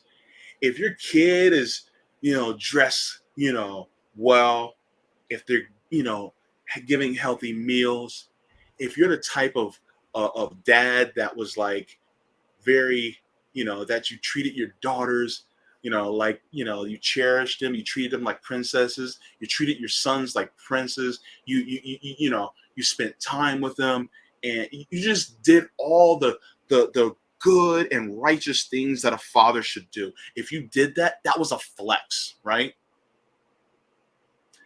If you're thinking and communicating and trying your best to either educate or help somebody educate or help somebody in a way to help improve people's lives, that is a flex. Keep flexing on these motherfuckers.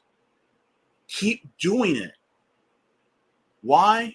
Because you're the shit. People like you, Trey, people like Indie Left, people like all y'all in the chat, people at RBN, my homie Josana, Nick, Sabby, CJ, Rome, they are the shit. Why? Because they're flexing on the oppressors.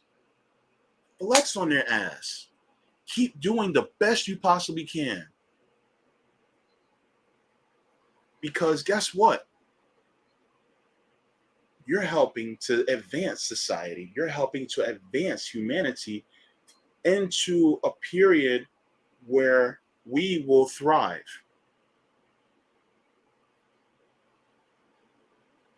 I ain't really got much else to say.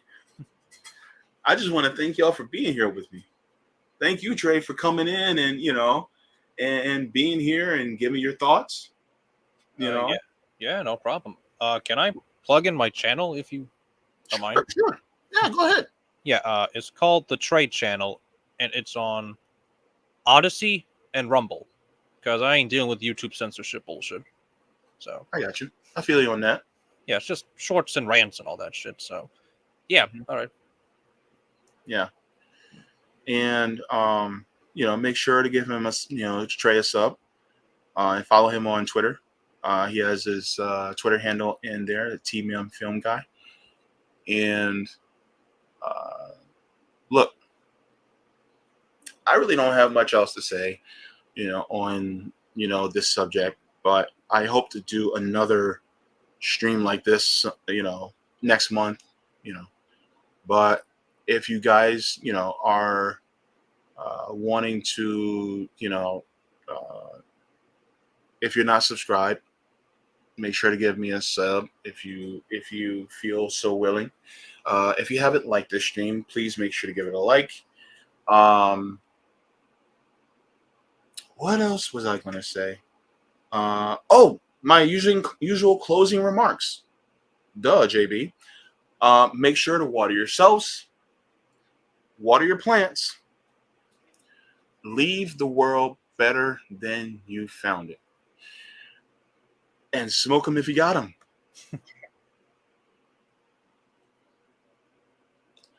Don't you wish your host was hot like me? Don't you wish your host was a freak like me?